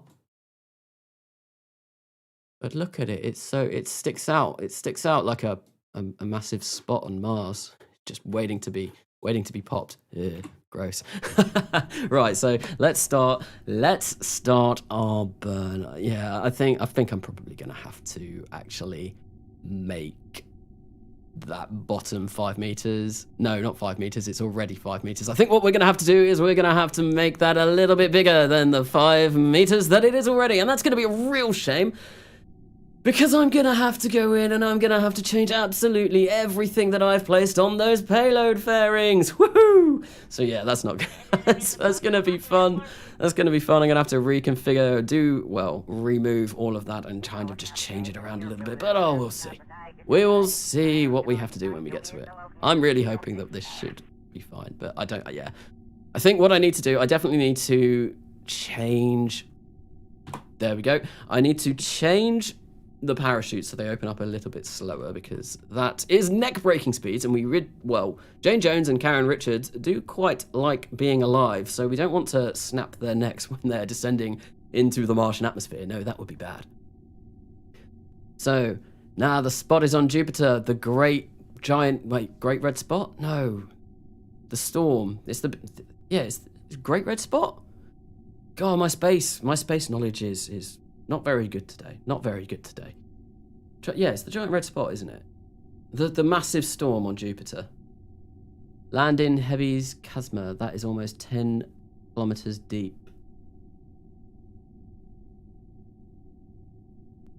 So, I had a KSB stock career playthrough series going on. I'm taking a break from it since I'm focusing on college right now. So, I actually start university once again. When do I start? I think the 12th? 12th of October is going to be my first day of lectures. I actually got my timetable for it today, and I was very keen to see my timetable, because obviously I do these streams on Monday night, and they go on quite late for me. I usually finish them up maybe about 2:30, 3 a.m. my time. And getting my timetable today, well, it was great, because I checked my Tuesday. It's one of the first things that I did. I checked what my lectures were like on Tuesday, and I don't have a lecture on Tuesday until 4 p.m. So that means I can continue doing these streams on Mondays, which is great. So yeah, that's not going to change. Karnasa, still haven't had my question answered. What is custard?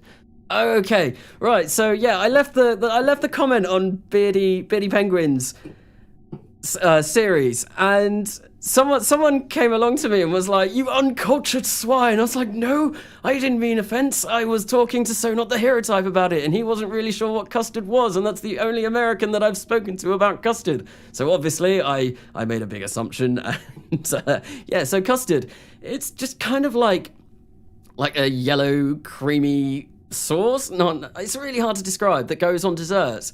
I was talking to So Not the Hero Type about sticky toffee pudding, which is a British dessert. It's what I had. It was the dessert for my wedding. It was really nice. I love sticky toffee pudding. It's so nice. But yeah, no, it's quite common to have custard with sticky toffee pudding in the UK, and it's just really nice. Custard talk. Custard is Teletubby milk. That's probably a really kind of good way to describe it. Like Tubby. Oh yeah, no, they call it Tubby custard. Yeah, well, I've not seen Teletubbies in a very, very long time. A very long time. It's last week, actually. No, I've not seen Teletubbies in a while. It's like ice cream. Ice cream's like fluffy and soft. It's more viscous and wet. It's really hard to explain. Custard is ice cream made with pasteurized eggs. Okay, so that's what it is. It's an egg-based filling. It's really nice, though. I actually never used to like it. It was only when I think maybe when I turned like 20, I started eating it, and yeah, I fell in love with it after that. But I guess it's probably more a British thing than an American thing. But then I seem to be, well, I know Cosmonaut Crash came into those comments and said, "What are you on about? Custard is definitely over in America. Definitely over in America." And I think he said something about frozen custard and it being called something concrete. I can't remember the comment, but it's over on Beardy's second episode for All Kerbal Kind. But yeah, custard. I should actually get this moving at 4 times speed. And yeah, no, it's nice. We put it in tarts, bread, and even Chinese baozi. I know you can get it in the UK, you can get it in donuts. So, like, you have jam-filled donuts and custard-filled donuts. I've never had a custard-filled donut. I'm not particularly a donut kind of person. To be honest, I'm not particularly a sweet kind of person. I don't really like dessert. I am much more, if I go to, say, a fancy restaurant and I've got the option of having 2 courses out of a 3-course meal, I will always go starter and main rather than main and dessert. I'd much rather have savory food than sweet food. It's just what I prefer.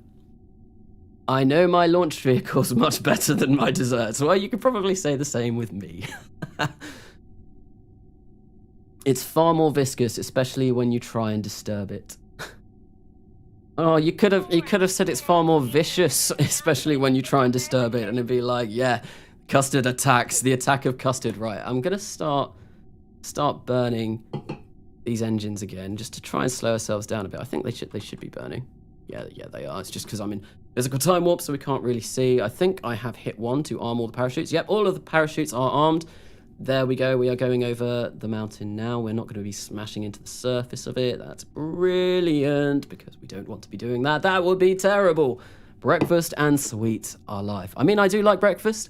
I love breakfast. But then I like English breakfast. So a full English breakfast. I love a full English breakfast. Although I can never decide which I prefer, fried eggs or scrambled eggs. So what I usually do is I have both. Because I am very greedy, and I do love a good, proper, full English breakfast, and it has to have black pudding as well. Has to have black pudding. I love black pudding. That's a very Northern English thing, and I only started eating black pudding with my full English when I lived in Kingston upon Hull for about 7 years, and yeah, it's just something that I picked up from there. It's really nice though, and I'm not going to describe what it is because it'll probably put people off. It's it's not the nicest sounding of food. Pavonis Mons looking fresh with the 16K textures. This is only 8K textures. I downgraded to 8K for when I do my streams. And actually, even when I've done the episodes, I've not changed it from 8K up to anything different because it was a lot of effort to go in and change the textures between streams. But yeah, I think we are going to have to create a wider surface for this heat shield. I think maybe what I will do is I'll go up to 6 meters, maybe 6.5. Because I don't think we're going to be slowing down quickly enough. We've not got enough drag on this to slow us down to a nice, velocity when our parachutes are going to go. We are coming down at a lot. Oh, we're still coming down in the highlands, though. But I don't think it's going to be quite as bad as coming down over Pavonis Mons. 20 minutes to approaching kaboom point. No, it's not. Well, yeah. Oh, yeah, no, that's not good. That's really not good, the fact that we've got the heating effects coming up. Yeah, no, this isn't going to work. We do need to make a bigger heat shield. That's a shame. That's a shame. There's a way to prepare the beans and the toast so it doesn't soak everything up instantly. I've had an English breakfast and the beans on toast is no bueno, too soggy. I mean, you don't have to have beans on toast with an English breakfast. I usually, if I have an English breakfast, I'll have... Oh, hello. Oh, 2 of them are... No. We are getting close to survive. Quite, and we did get our speed down, but no. We are going to have to go. We'll terminate this and we will make that heat shield a little bit bigger. Oh, there we go. 38.1 Gs. Ouch. Oh, that's a bit painful. So yeah, we do need to make a bigger heat shield. So... coming up on 2 hours, by the way. Really? 2 hours already? Oh, wow. I didn't realize it had been that long. Because I'm in the vehicle assembly building, I'm hoping that I don't need to do a restart. We'll have to see, though. We'll have to see. Hopefully. If I spend most of my time in the VAB, we might not need to restart. What is going on with my screen? Why is it all white over on the left? But yeah. How's about chocolate-covered potato chips? So, chocolate-covered crisps. I've never had that. You monster! Because it's viscous, but it becomes more solid. Not quite solid, but you don't sink into it, basically. So, I'm just trying to catch up with everything. Also, I'm going on a vacation to Boca Chica this November. I'm so excited to see Starship and possibly a launch or meet Elon. That'd be cool. I'm very excited for Starship. I saw a picture today. I think, haven't they started putting on all of the fins for one of the next test fires? Maybe the 20-kilometer hop? I'm fairly sure I saw something today about that, and that's really exciting. I love the look of Starship. I think it's absolutely great. And actually, me and my wife, a few months ago, she's very artsy, crafty, likes doing all kinds of stuff like that. So what we actually did is we made some keychains, and I tried to create Starship out of clay, and it didn't go very well. It really didn't go very well. It ended up quite terribly, but... Right, so I think maybe what I'm going to try and do, if I set this to maybe 7.5 meters, it's going to be really heavy.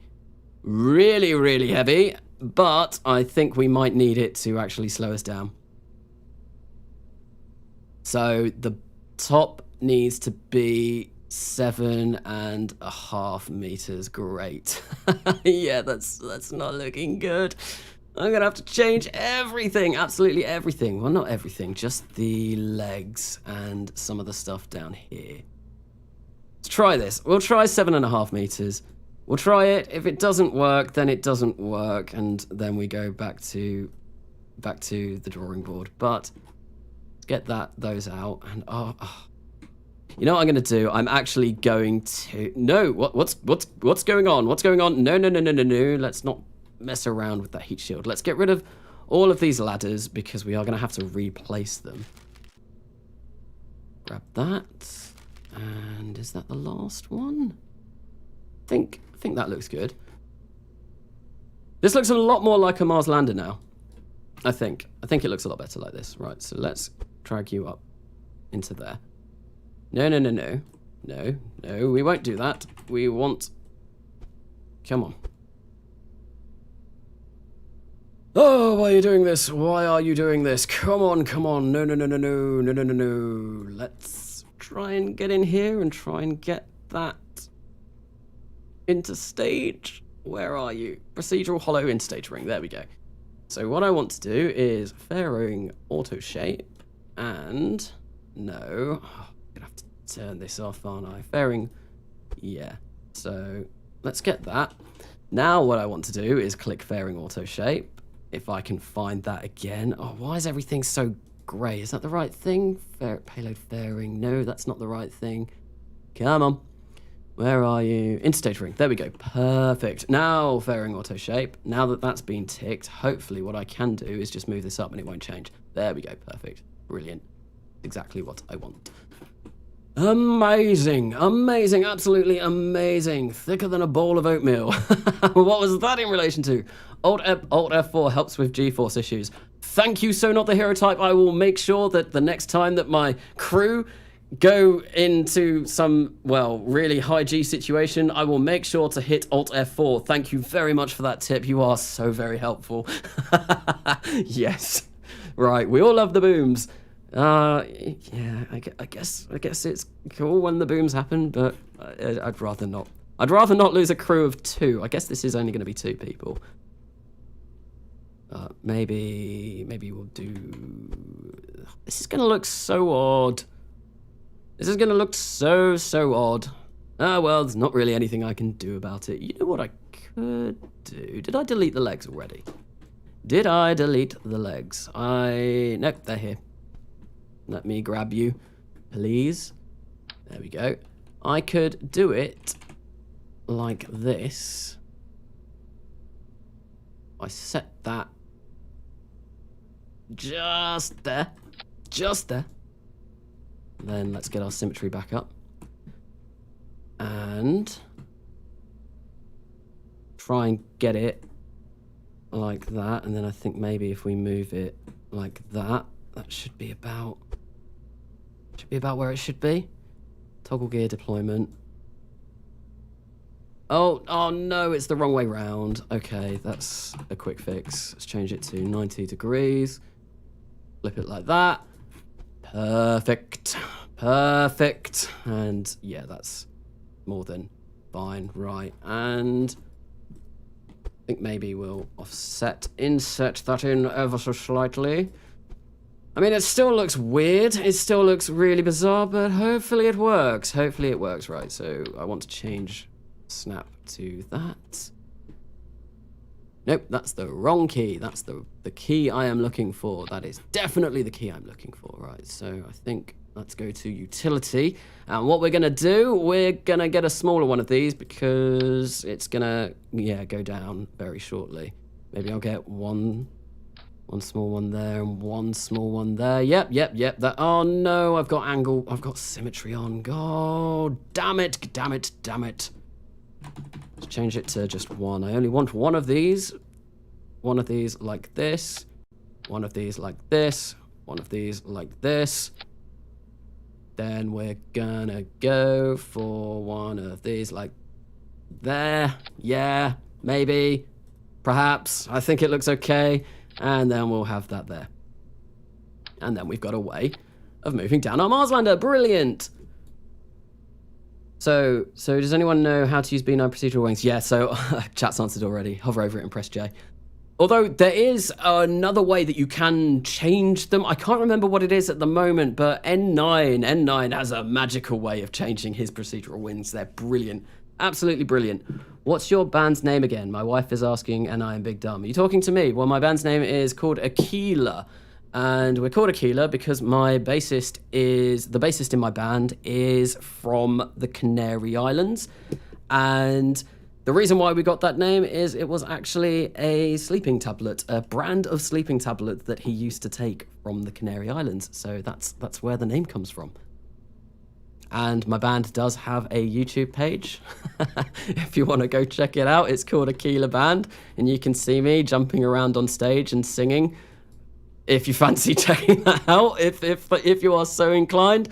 So, and yeah, it's some kind of rock. That's actually what the colony in my RimWorld save is called, thanks to So Not the Hero Type. Because yeah, so some kind of rock I think it was called, right? So actually, now that I've done that, we're only getting 240 meters per second. That's fine. Oh, we are missing our drogue chutes, though. Oh, no, I don't think we are. I think they might be stuck in here somewhere. There we go. I can see it there. I can see it there. And let's grab parachute radial. There we go. We want to set this 4 times. I think we'll go there. And we're going to just up that so it can snap bang on central. Looking a little bit more promising. Let's save this. I'm trying to show her that video and I wanted to just search it. Plug. Yes.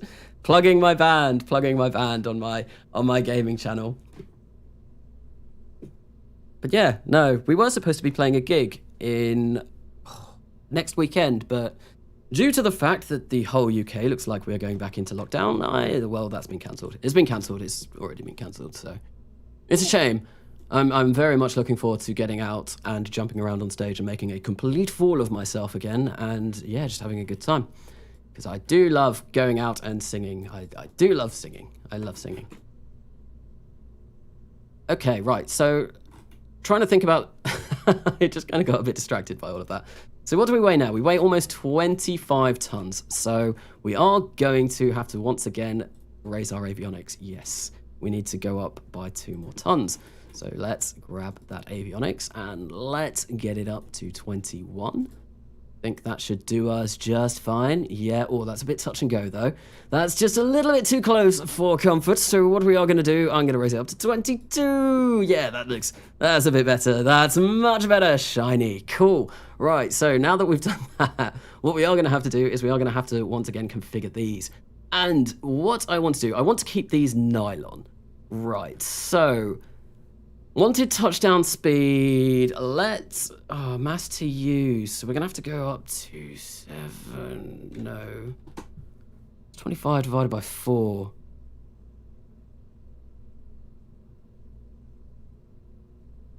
Mental maths breakdown moment. So, it's 20 divided by 4 is 5, 24 is 6, 6. Let's go 6.25. Yeah. I mean, it still works. It still works. It's the Thick Spirit Lander. Epic. When are you getting mech merch that you can plug? Well, Sloth, welcome to the stream. Welcome to the stream. And I'm actually currently wearing my band's t-shirt. That's what I am wearing at the moment. I have got an Aquila top that I'm wearing whilst I'm doing this stream. So yes, Aquila Band. It's spelled A-Q-U-I-L-E-A. Band. 6.25. Yeah, I did eventually figure that out. Right, so anyway, apply... No. I think pre-deployment altitude, I'm going to go for 2,500. I think that should be okay. Apply symmetry to your counterparts, pre-deployment speed, deployment speed... So maybe we raise this to... No, I think 2 and 6 for these ones will be fine. I think that should be fine anyway. So let's apply symmetry, and I'm going to do it again just to make sure. Then we're going to configure these. Right, so wanted speed at target altitude will be 14 meters per second at an altitude of 2,000. I think maybe we'll go for like 30 and make these a little bit bigger. We only want one parachute used. So pre-deployment speed, what I think I'm going to do is I'm going to set that up to 6.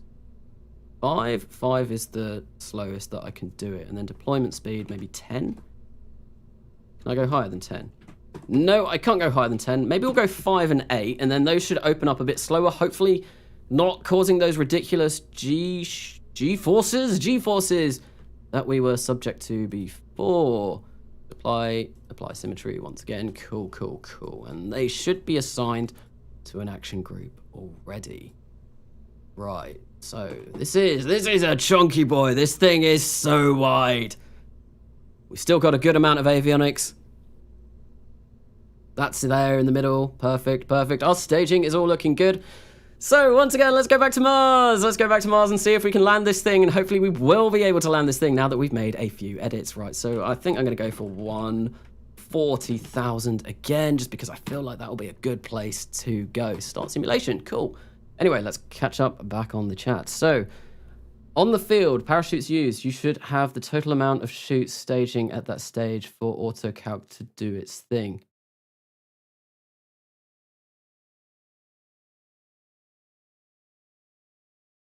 I'm not sure what that means. Have I done that wrong? You should have 4 in there if you have 4 times symmetry. Oh, I didn't know that. Oh, okay. Right, I didn't know that. Okay, I might have to have a look at that when I get back to the vehicle assembly building. So Cohen V, I'm going to have to go. I have online college in about 8 hours and I still need to sleep before that. Well, thank you, Cohen V. Thank you for stopping by the stream. And if I can remember to, I will be changing your astronaut name when I get to it. So, QP, it should also reduce the weight and cost of the chute. Okay, so I'll see how this works now. And if this doesn't go particularly well, what I will do is I will go in and I will change all of that around and make it a little bit better. Oh, Karen Richards, poor Karen Richards, is reporting symptoms of radiation poisoning, of course, because I think she's been hit by several solar storms. Hello, Alex Flyer. Welcome to a stream. I'm not sure if I've seen you in a stream before, but welcome to the stream anyway. What we're doing at the moment is we are testing a manned Mars lander, and it's going to be amazing. Hopefully it'll be amazing anyway. I'm a bit more optimistic about this working this time. Maybe it could all go terribly wrong. Right, anyway, so I want to get rid of that, and we are going to activate our RCS, activate our staging, and we're going to come round so that we're actually in the light. We should hopefully... Yep, we still got perpetual. That means our fuel cells are running just fine. Just fine. Let's get over to think maybe about there. Yeah, let's go for here, and then we might land in the dark here. But hopefully we shouldn't be landing in the highlands, and the highlands are pretty bad because, well, we won't slow down quickly enough if we land. I can't remember where. I completely lost my train of thought there. So, no, it's the first time been following all the episodes, though. But yeah, no, thank you. I remember actually, back when I started Kerbal Gets Real, I remember it was always, you were one of the people that always used to comment on all of my episodes. And yeah, so thank you for that. Thank you for that. You're a proper original subscriber. So... Anidia Lagamorph, I'm back. I had to plant an olive tree in my backyard. Well, that's a damn good reason for going away. That's, yeah, okay. Fair enough. Fair enough. Anyway, I like the music you use when disaster strikes. Clearly conveys something's gone wrong. Thank you. I do try and fit my music as well as possible. I mean, sometimes I don't get it quite right, but I do try and fit the music. And I even said in the last episode that it kind of got all... Basically, it was the end of the song that I'd used, and I thought the song sounded really good. I thought it really fit with the whole rescue mission. And yeah, the song was ending, and I thought, well, yeah, that's getting really slow and sad, and it sounds like something terrible is about to happen. So I was like, well, I've got something to tell you. And then, of course, nothing went wrong, so yeah. I just kind of tried to pull everyone's leg for a little bit for that section, but no, that mission went absolutely fine. And we do need to actually return the crew of Conglomerate 2. Conglomerate Crew 2, we do need to send them back to Earth. They're still on the ECMS. We need to send a crew over to the ECMS. A new one. And I think, I don't know if we'll be getting any actual launches done in this stream today. I think a lot, oh, hello, yep, there we go. We've actually, we are, well, our Periarian is now below the surface of Mars, so we're gonna have to stop that engine. But yeah, no, I don't think we're gonna be getting any actual launches done today. I have a feeling that all of this is going to be building and testing crafts for Mars, and I think I want to get to Mars in about maybe 1973, 1975 at a push. Obviously, we're in the 1st of January 1969 at the moment. I think it should be possible. I think it should be possible. I am sending a food parcel to Mars over at some point this year. I do have a Mars transfer window this year, and I will be sending a food parcel over. That's something that I will be doing. You had us in the first half, not gonna lie. yeah, no. There's a couple of people saying that in the comments, and yeah, I thought it was just a little bit of fun to have on the episode, but let's fast forward this, get the good old time warp out, and we will fly over Pavonis Mons once again. Wait, is that Pavonis Mons? Yes, yeah, it is.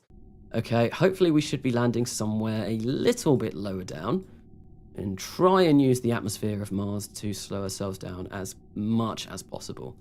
That'd be nice, that'd be nice. Obviously, we are going to have to fire up that RL10 Lunex configuration when we get to the, well, end of our burn. Let's hit 1 and arm our parachutes. So I think apparently these have 5 spare chutes. What I need to do is I need to go in and get rid of those spare chutes, because I only need 1 parachute. I only need 1 parachute to land this thing, and it's going to be the only parachutes that I'm going to have, because to repack them I need to get a Kerbal out on EVA to do that, and when we're coming down at like 2,000 meters per second, well, that's not going to help. So no, thank you for making such quality videos. Well, thank you very much. My Kerbal series, I'm really enjoying how it's going. And it's definitely been the thing that's kind of made me a lot bigger than I was when I started YouTube. I already mentioned it. I started on RimWorld. That didn't really go anywhere. I still do RimWorld live streams occasionally. What I like to do is I like to do a Kerbal live stream on Monday and a RimWorld live stream on Friday. I didn't do one last Friday because I was working so much on getting episode 29 out. That took me a really long time to do. The whole thing with Conglomerate breaking all the time, and it was the damn Congo rover, and I'm really annoyed about that because that was such a cool looking design.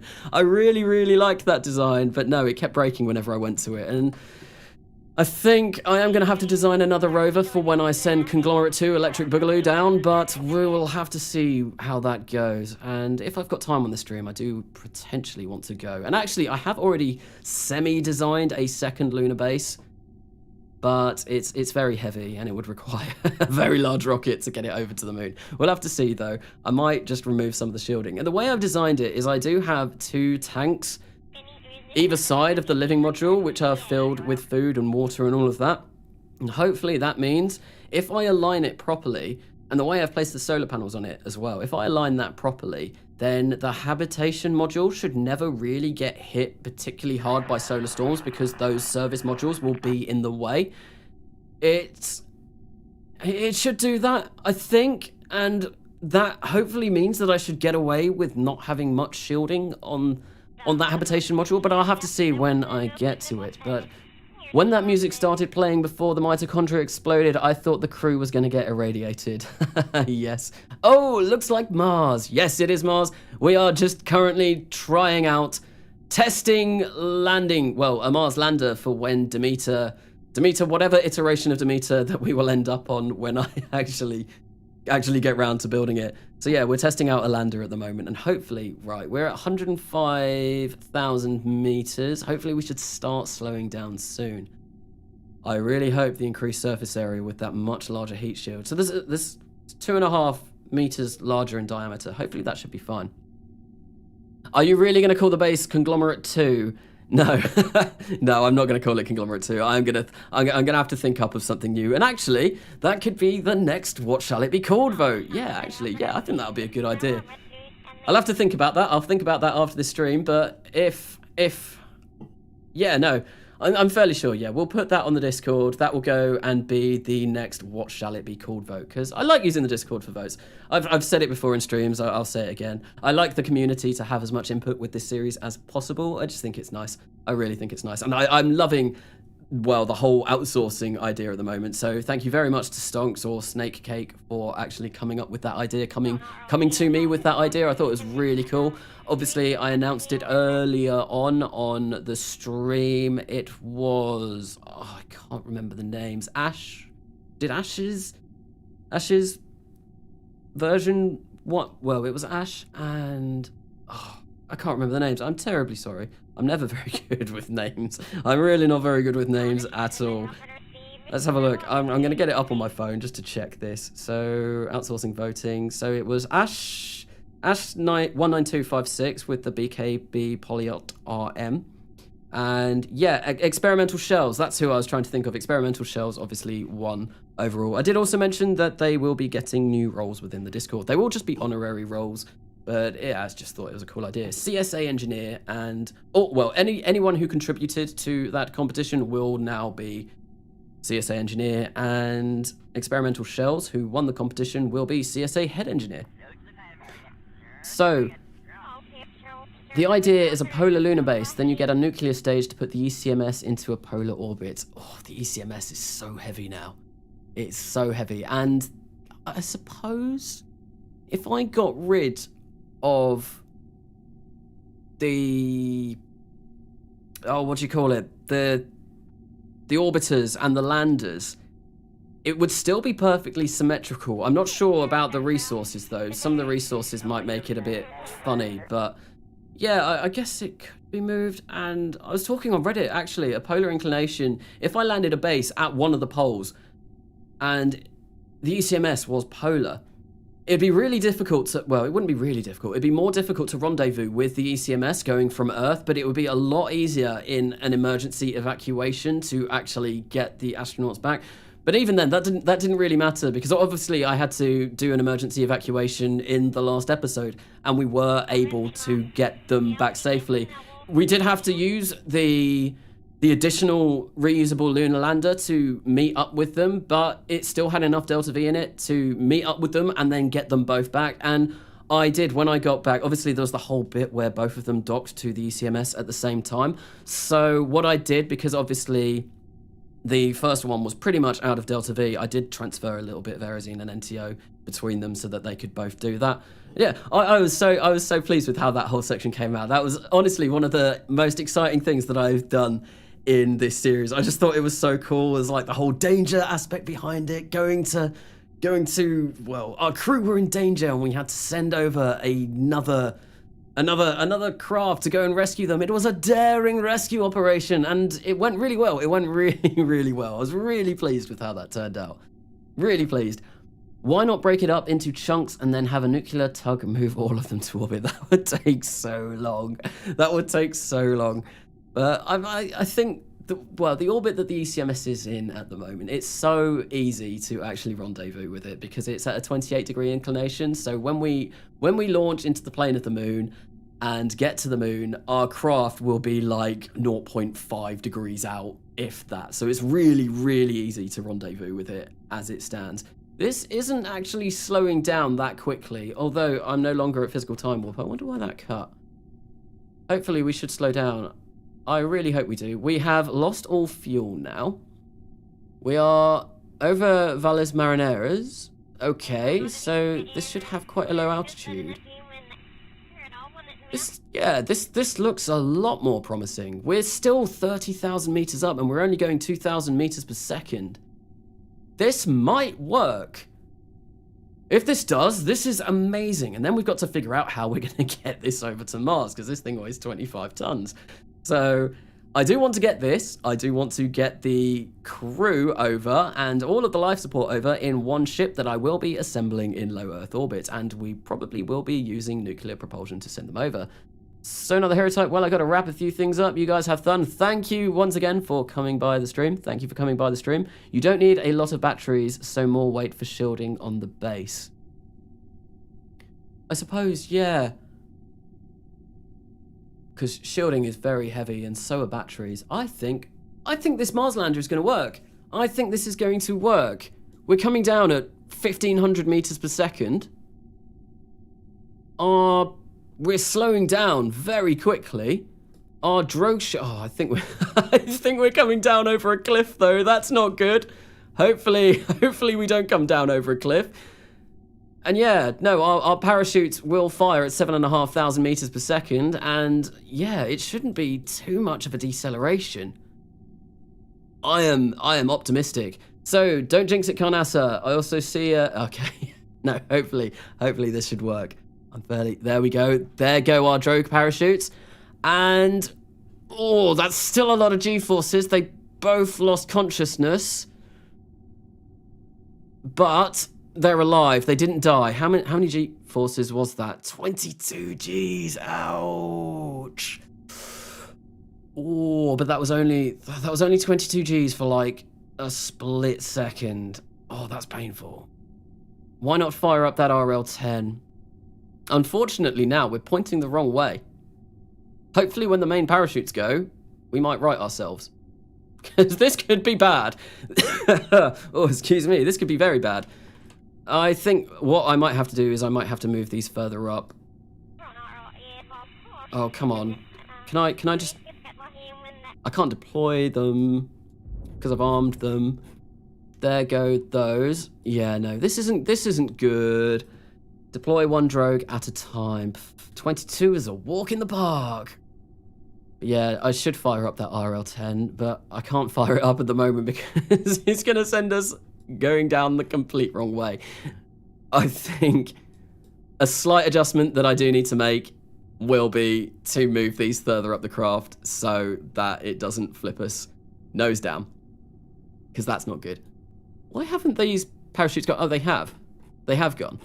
Now they should open up any minute now. Is that going to right us? Is that going to right us? It's not going to right us. It's not going to right us. Oh, yes it is. It is.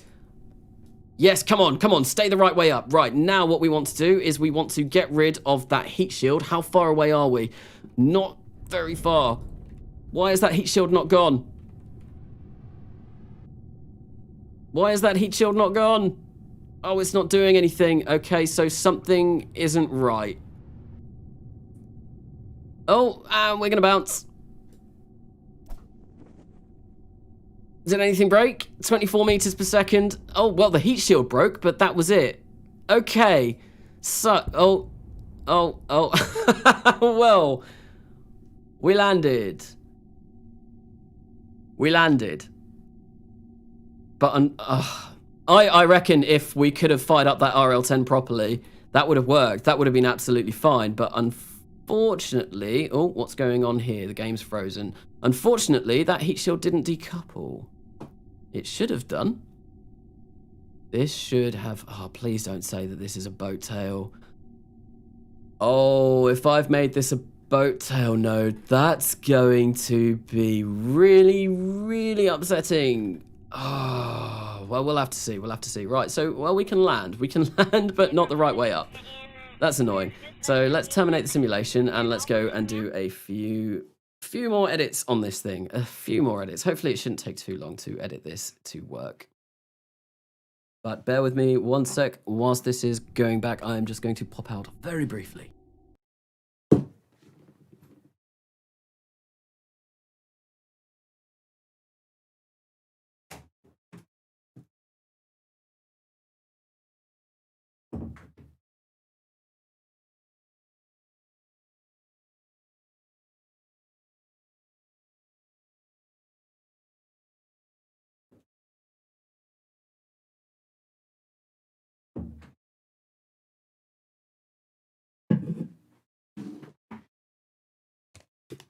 Well, that was a fairly quick loading screen, and I managed to make it back just in time. Had to go grab myself a good old Coca-Cola because my blood sugars are dropping a little bit. So, Need to make sure that I keep on top of that. Right, so what was it that I needed to do? Figure out why this didn't go away. Maybe that might be why. I think it was actually attached to the RL10 engine. It's still attached to the RL10 engine.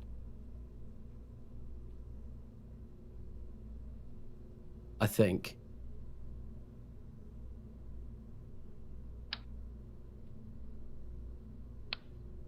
Oh, I really don't want to change this, but I think I'm going to have to. I think I'm going to have to. Let's change the height, and it's going to mess everything up, isn't it?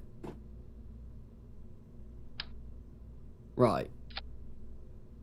Okay. That should be fine. That's definitely. Yeah. Now this is now attached where it should be.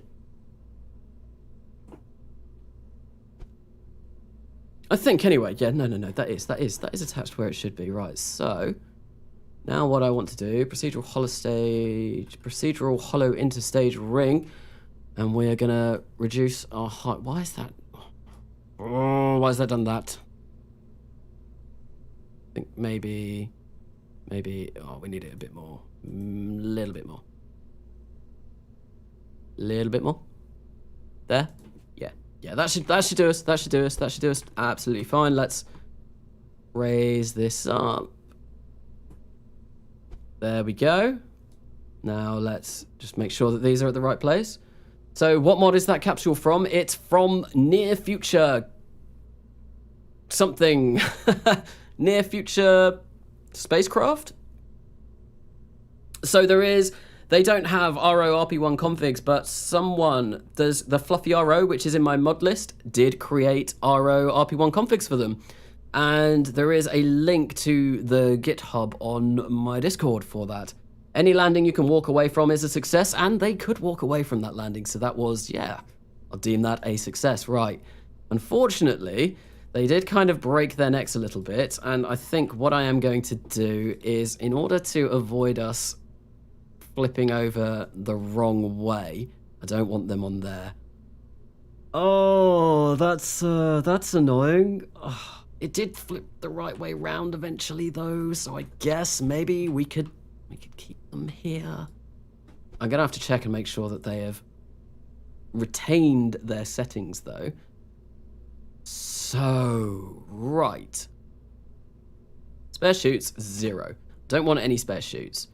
Where's the parachutes to use option? Where is it? Parachutes used, 4. And then I want to change it to 25. Let's try this. Right, okay. Cool. Let's try that again. Hopefully that should reduce our mass. 25.5. Yeah, cool. Brilliant. That's looking good. That's looking good. I think that's looking okay.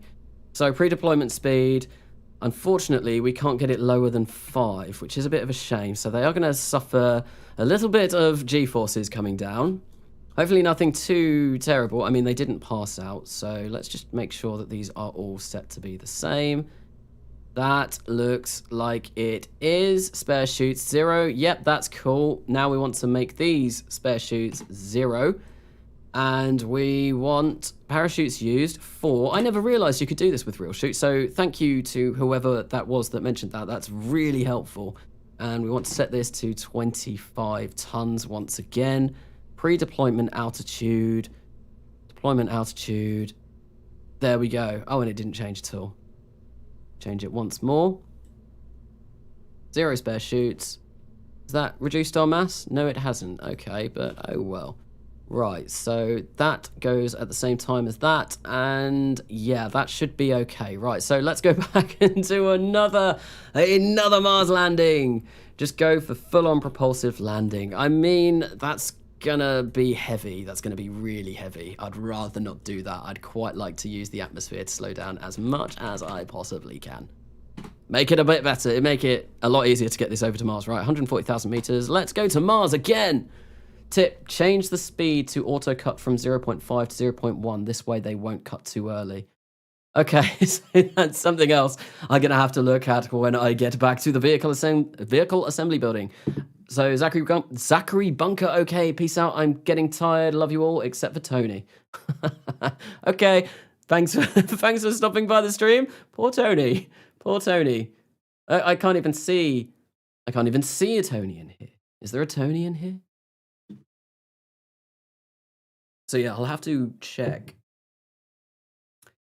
that auto cut function when I get back into the vehicle assembly building. So once again, we are going to be trying to land on Mars.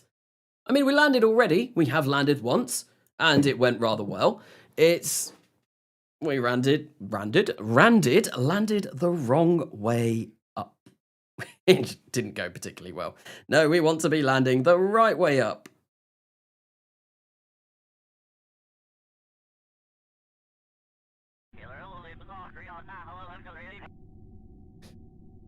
Well, now we're back at Mars. Back at Mars. I think, well, we should be back at Mars. As long as I set it up correctly. I'm fairly sure I set it up correctly. Cool, cool, cool.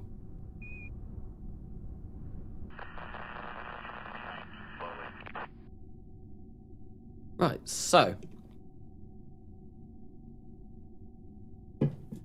Here we are, back at Mars, back at the red planet. Okay, so I think I am going to do exactly what I did before and maybe start our retro burn when we are roughly around here.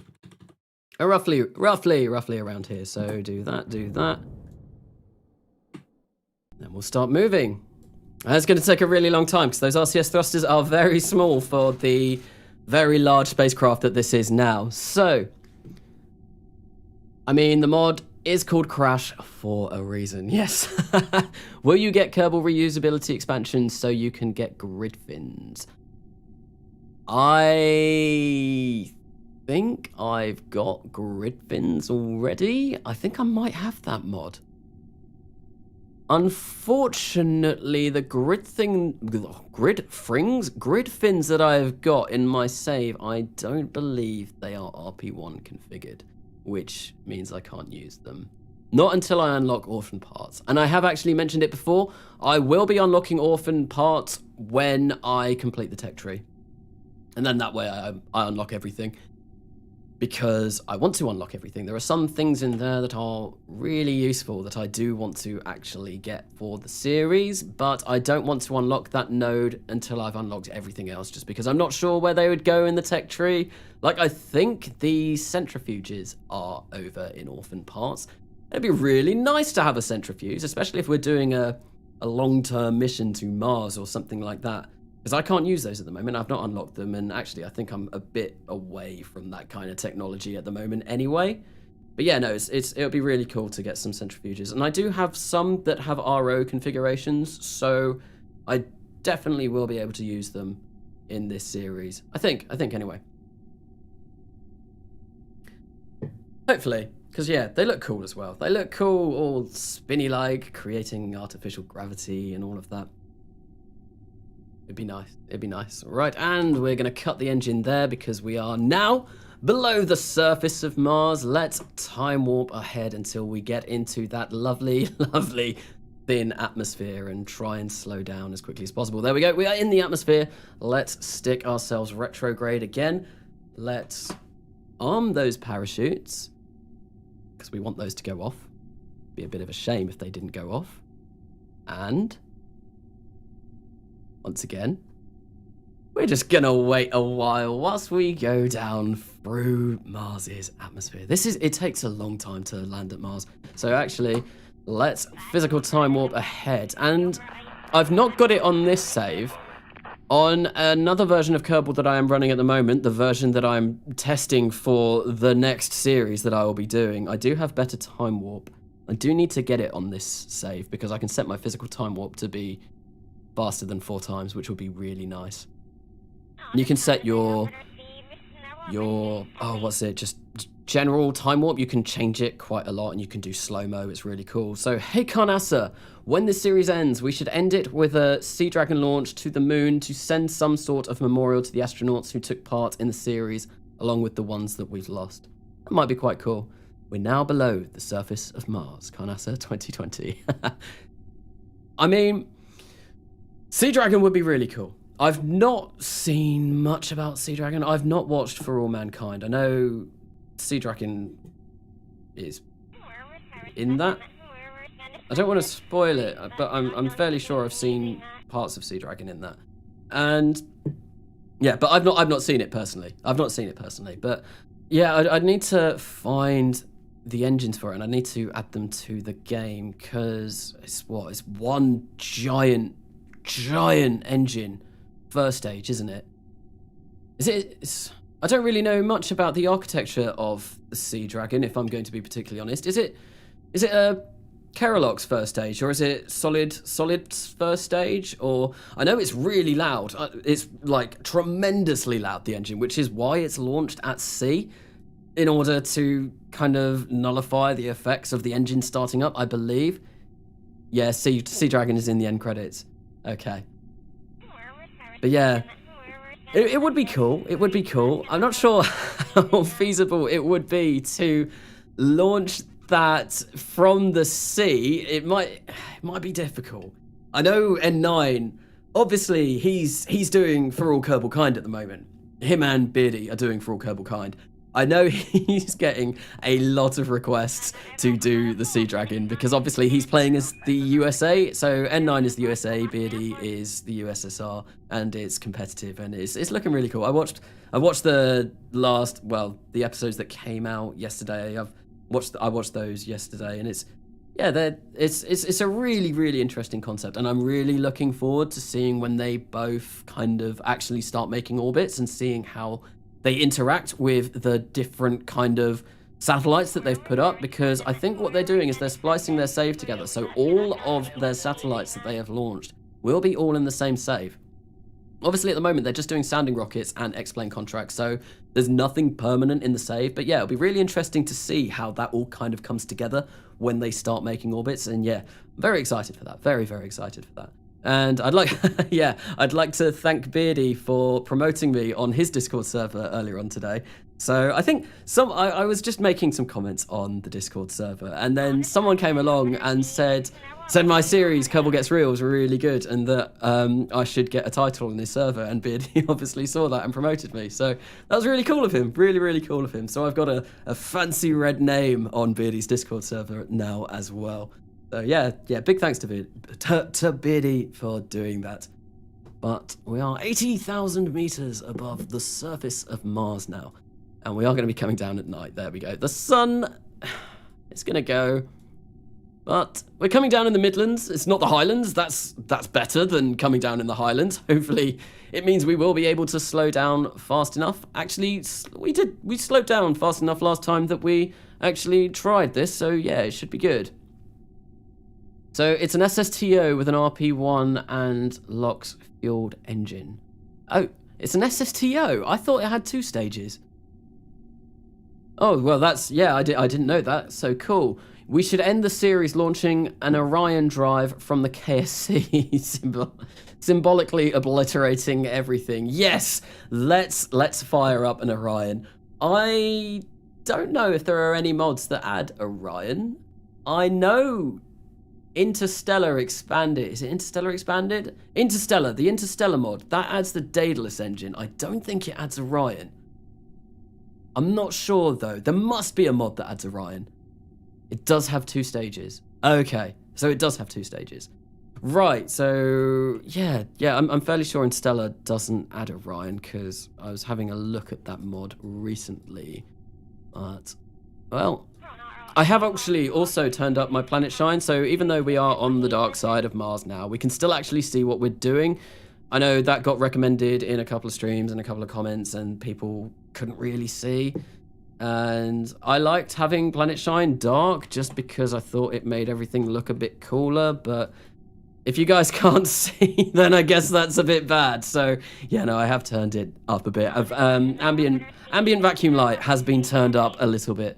So of course there are Orion mods, but compatible with RSS, I'm not sure.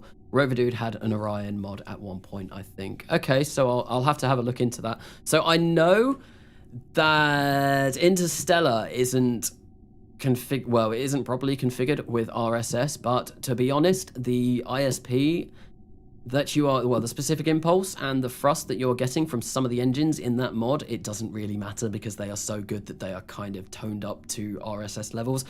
The only problem is liquid fuel and oxidizer rather than the real fuels, although I think Interstellar Expanded actually incorporates some of its own real fuels. So yeah, no, I want to have a look. I want to have a little play around with Interstellar Expanded and see how easy it would be to adapt it to RSS and RO. That's something, yeah, I'm looking forward to that. So, have you seen the announcement for Parallax? Do you think you will get it when it comes out for RSS? Is that the zinc? Oh, is it zinc? Links. Links is texture mods where it looks amazing. Like, it looks really good. I know someone on my Discord was beta testing it and they were posting up pictures of it, and I think I should be able to run it. I hope I can run it. I mean, I'm running an RTX 2070 Super. The RAM probably might take, well, it's probably not very good for my RAM. I do need to upgrade that. So, I don't know, I'll see. It has been released for stock now, hasn't it? I think I saw Links put up a video for it, and I'm fairly sure that it said that it did have a release. So, I think the second stage is to get it into a better orbit or something. I kind of thought it was an SSTO. Okay, making an SSTO from Earth is really difficult. Really, really difficult. I mean, it is possible, but yeah, no, it is hard. It is really hard. And it's something, well, I mean, we've got Skylon, but it's just making anything that can carry a decent amount of tonnage to low Earth orbit and make it an SSTO, it's not great. Oh, we're landing in canyons. That's not good. That's not good, because I really hope we don't land on a slope, and it looks like that bit over there is going to be a bit of a slope, and that's a bit of a slope. Hopefully we land on somewhere flat though, although I'm not looking, it's not looking promising. And we've actually, there we go, there go our drogues. We've slowed down quite considerably already. I mean, we still lost consciousness. We're still slowing down using these.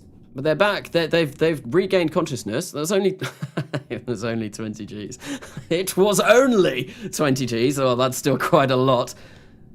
So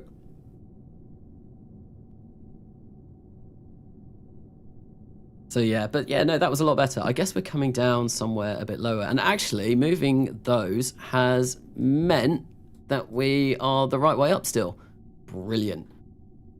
Absolutely wonderful. So my boy Games Links sacrificing his YouTube career to gift us KSP2. It does look really cool. It does look really cool from the pictures that I've seen. Un homme qui court. So, I thought you said you were going to sleep at the very start of this stream. Well, well, thank you for making it to the stream anyway. So, I think it's only for Beyond Home at the moment. Not too sure though. Is Beyond Home a mod by him as well? So wiki article for Sea Dragon says S1 gets it up to 40 kilometers, and then the LH2 S2 takes over. Stage 1 was to be recoverable, reusable. So yeah, so it is 2 stages. Right, so our main parachute should fire soon. So let's get rid of that. And now we're gonna fire up this RL-10. No. Right, that's not good. Why have you sent us sideways? Come on. This engine is deeply throttleable, which is really nice. Now, I don't want to be using too much fuel here, if we can help it. I think we can help it. There we go. There we go. There we go. This is looking good. Yeah, we'll be able to do this. Yeah, this is fine. This lander will work. This lander will work just fine. I think we are coming down on a bit of a cliff, though, which is less than ideal. It's less than ideal, but oh well, oh well. So how far are we off? We're going 18 meters per second, and we are 750 meters above the terrain. Let's cut the throttle on this just a little bit, whilst we get a little bit closer. Shouldn't take too long to get down. And I think if we whack the throttle all the way up on this, then we should be fine. Although I am a little bit concerned that we've only got 3,000 meters per second of delta V in this. I'm hoping when we get rid of these shells, it might be a bit better. So we are 350 meters up now, coming down rather quickly. So I am going to throttle up just a little bit. I would ideally like to be coming down maybe at about 5 meters per second. 8.6 meters per second, 8.4 meters per second. We've got 100 meters left. 70 meters left. I think, yeah, we're coming down on a massive cliff. Oh, that's not good. That's not good. There we go. And cut the engine. Cut the engine off. We've landed. We have successfully landed.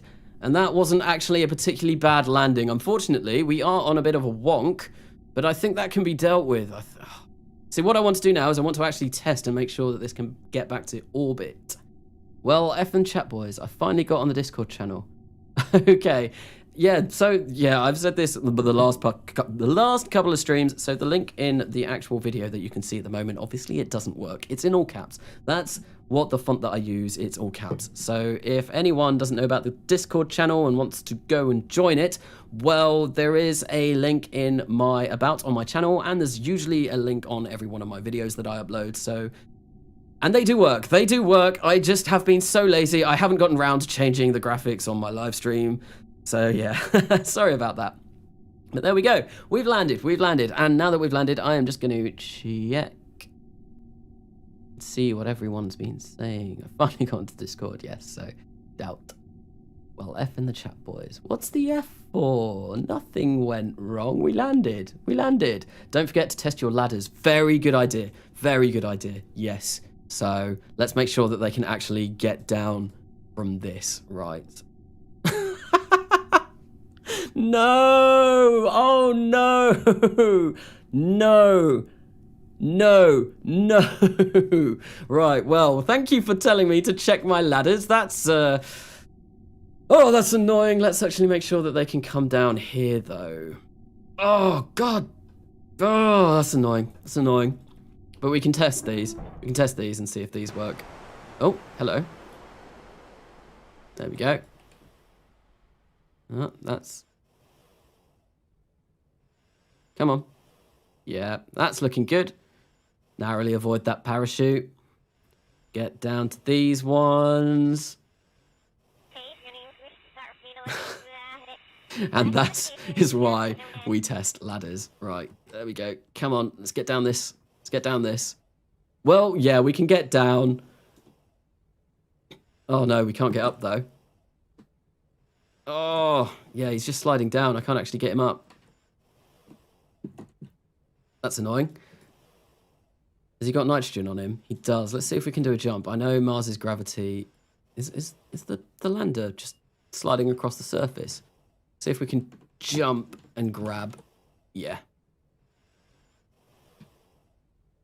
And we are slowly making our way up. Come on. Just... Why can't you go up? Oh, this is annoying. Just try and let go and grab.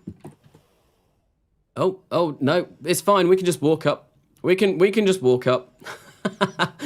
Oh, it's not too high of a slope that, yeah, we can just walk up this. Ah, that's amazing. That's fine. That's fine. That's fine. Let's try and grab hold of this, though. Come on. Grab that last ladder, please. Oh, yeah, no. Come on. There. Well, we can get back on the lander. It's fine. So, fail.mp3. Oh, no. Called it. Lots of F in chats. But, well, it worked. It's fine. And this is why we test landers. Just jump to ship. You don't even need ladders, actually. Yeah, well, I think Mars's gravity is not strong enough. We will be able to jump up and join this ship anyway, so it should be fine. Right, so let's make sure that this is all configured correctly. So, yeah, I think that looks good. I think that looks good, and I think we're just going to try and launch. And I want to be going that way. So, fingers crossed. Let's do this. Let's try this. Here we go. Kill rotation for now. And now that we are moving, let's get rid of the fairings. Perfect. Wonderful. Let's go this way. That was actually pretty cool. Separate. Oh, that's moved. That's moved. That's annoying. So, we are on our way up. This is going to take a really long time. We've got 4,500 meters per second of delta V, but it is going up apparently. We're not using fuel from here, are we? Yes, we are. We shouldn't be using fuel from here. Let's disallow that. And then we're going to have to allow that once we get rid of our drop tanks. Oh, I need to colour this in as well. There we go. Can we get a countdown? Oh, sorry, I didn't see. It's just a simulation, climber, no science to be gamed. Yeah, it is a simulation. And yeah, no, we've not really landed on Mars yet. That would have been really impressive. That would have been really, really impressive had we landed on Mars already. So, go to the space. Nice liftoff. I love plumes. All right, guys, I'm turning in for today. See you, Carnassa. Looking forward to your next stream episode. Thank you, Alex Flyer. Thanks for sticking. Thanks for coming to the stream and seeing me build this Mars lander that hopefully will be getting us into orbit. I'm a little bit concerned that I thought we had more delta V than that. But oh well. Oh well. Worst comes to the worst, I can actually increase the amount of delta V that we've got on this, and I think it should be fine. I mean, our ISP, our specific impulse, isn't as good as it can be at the moment, and I'm not really sure how to take off from Mars. Not something I've really done. Oh no, our aerosine tanks are in here. Hopefully we're not burning through those really quickly. That'd be annoying. I'm going to turn the RCS off. We don't need RCS. We've got control with this engine. That should be fine. Basically, in canon, the engineers at the CSA are actually playing KSP as a way to stress test their hardware. Do you have tweak scale? I do have tweak scale, I think. I'm fairly sure I have tweak scale. I'm wondering if I might need 2 RL10 engines on this stage, and maybe we will increase these slightly. Let's just try and... Let's go down a bit. Oh, hello. Let's kill rotation about there. So we're still going up. That's good. We need to get a bit of horizontal velocity. So yeah, let's start pointing horizontally a little bit more. We're already going quite fast, actually. Oh no, didn't mean to do that. Oh great, that's annoying. That's really annoying. So I accidentally hit X. Come on, kill rotation here. Just kill rotation here, please. Oh, this is bad. This is really bad. Right, there we go. Activate engine. Let's fire up. Yeah. Oh, that's really, really, really annoying. Why is X next to Z? Or whatever I wanted to press. RIP. Oops. Well, I just noticed that it's 1:40 a.m. here. I should probably go to bed now. Bye. Okay, fair enough. Sorry for keeping you up. Sorry for keeping you up. But that was a little bit problematic, and I think we're not getting any more fuel in here. I think when this gets really close to running out, I am going to activate those others. Right. Oh, that's... Yeah, no, we're only just at our apoaps now. That was a really costly maneuver. That's really annoying. Liquid oxygen reserves are low. Yes, Yes, okay, but we can unlock these, and there's a lot more liquid oxygen in there. We're getting no boil off at the moment, so let's actually do that. There we go. And then hopefully we can ditch these drop tanks very shortly. Very shortly, and we've still got 3,200 meters per second of delta V, and our apoaps is going up, but not as quickly as I would like. Oh, that was a costly maneuver. That was a really costly maneuver. That's not very good. This is a cursed mission. Right, drop tanks, go. And turn the RCS off. Although, we do want to stick our nose up a bit. Come on, lander. You can do it. You can do it. You are the lander that can. You are the lander that can. Oh, we got a bit of roll. It's not particularly a large amount of roll. Yeah. That's fine. That's fine. That's fine. I think we do need to raise our apoaps, though. So let's go here. Let's kill rotation because we're going to hit our apoapsis in 55 seconds, and it's only at 41,000. We ideally want that to be at above 125,000 because that's, well, how high the atmosphere at Mars is. So, yeah, it's going fine. It's going fine. We're going fine. We're doing good. We're doing good. This should work. We've got 2,700 meters per second delta V left. I'm not sure if that's going to be enough. Got no boil off, so the radiators are working just fine. And the MLI layers. I think we probably might need to make these a little bit bigger. We'll have to see. Maybe we'll get to orbit. How many ignitions have I used? I think you might just reach orbit. Probably not, though. The problem with just reaching orbit is I am also going to need to do orbital rendezvous. I need to rendezvous with our lander. And actually, this is way too heavy. Oh, wait, no, I set the food, water, and oxygen down already. I was going to say, this is way too heavy. Right, let's go. Let's start burning towards orbit prograde. We're gonna... So we'll be on 3,800 meters per second if it's perfect from here, but unfortunately it's not going to be perfect from here. Are we going in a good direction? We are. We are going in a good direction. Start sticking our nose down slightly because we are getting a little bit too high. We're just going to burn horizontal now and we should be good. We should be good. Got... Yeah. Oh, this is going to be tight. This is going to be really tight. But yeah, no, I need to... this stage is also going to be the stage that we do our maneuvering to reach our mothership. So I ideally probably want about 350 meters per second left. And I don't think we're going to have that much. I do not think we're going to have that much. So we need to go up again a bit because, yeah, we're coming down. So 127,000. If I get to 130,000, that'll be fine. But yeah, no. Oh, I'm gonna have to make bigger tanks. I'm gonna have to make bigger liquid hydrogen tanks. Although I did mess this up by cutting the engine. That was silly. Without that engine, well, that probably took away maybe at least 400 meters per second of delta V. I don't know. It's gonna. I don't know how much that will have cost us. What I might do, it's gonna be really close. It's gonna be really close. Obviously, this thing has 90 days of life support on it, so we are going to be able to wait for the mothership to get into an orbit above us, so that'll be fine. Right, so we've got...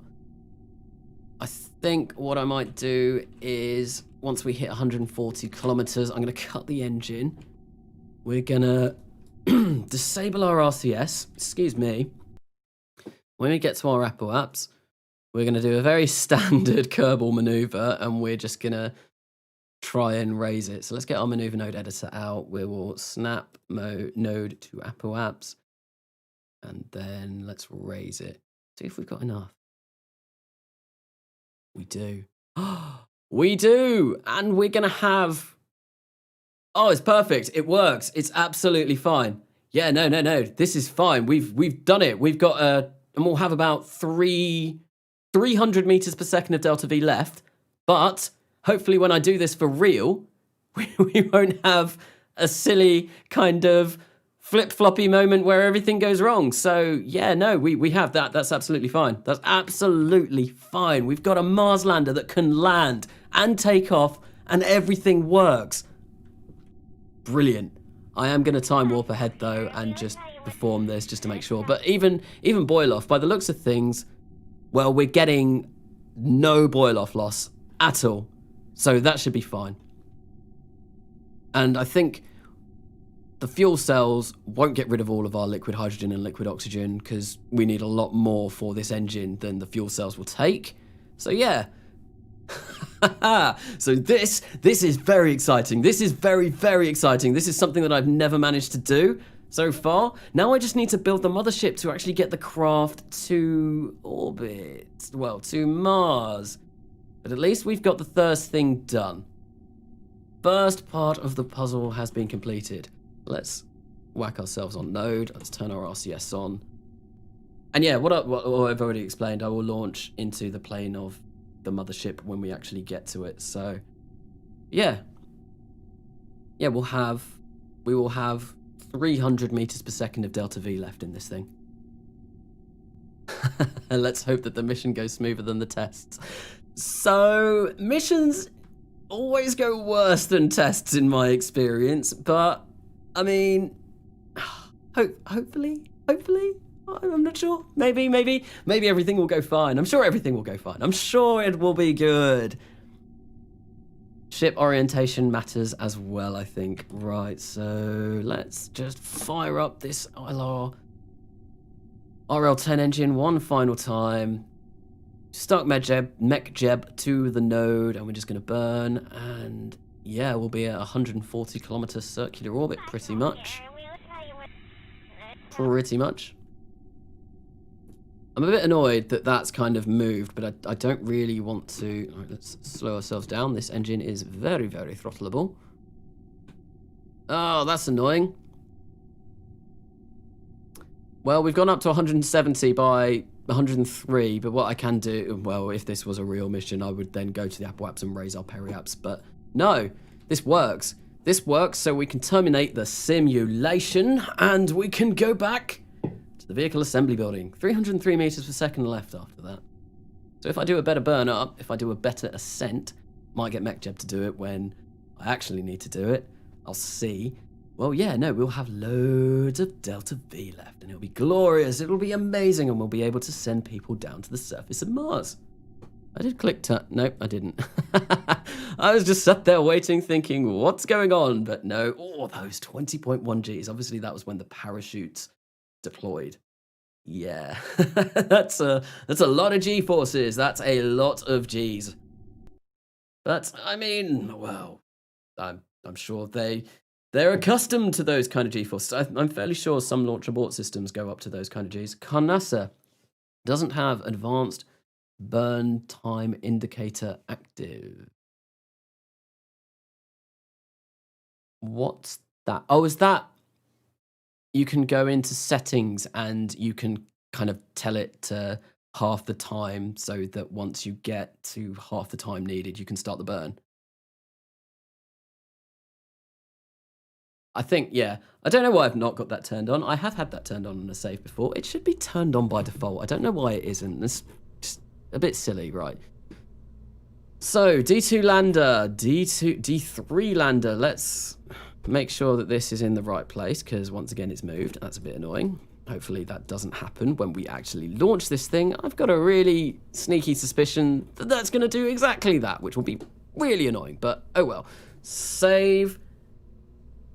And yeah. Now I think, how much does this weigh? This weighs 25 tons. Okay. I might be able... I don't know if I'm going to launch this on with the command module and all of that, or if I will launch this on its own. Because if the command module and the living space for the Mars journey weighs less than 120 tons with this, then I can launch it all on an Icarus Super 66. I'll see, though. I might have to do this in a separate launch. This is very wide. This is very, very wide for anything. It's 7.5 meters. I think this might even be too wide to fit in the payload fairing of an Icarus Super 66. Let's have a look. Where are my sub-assemblies? Where are my sub-assemblies at? Let's grab it. Icarus Super 66. Might have to design a new launch vehicle for this. Yeah, it's too wide for an Icarus Super 66. Oh dear. I suppose I could probably edit this slightly to widen it out a little bit, but at the moment, no, that's not going to fit. It will fit in a Leviathan. I'd rather not send this up in a Leviathan. That's a very expensive launch vehicle. So, yeah, let's not do that. So, that's the single most useful feature. Yes, any 10% really. Correct the ladders. Yes. Thank you. Thank you. Just this one. Just this one. I think what I'll do is I'll put it there. Extend ladder.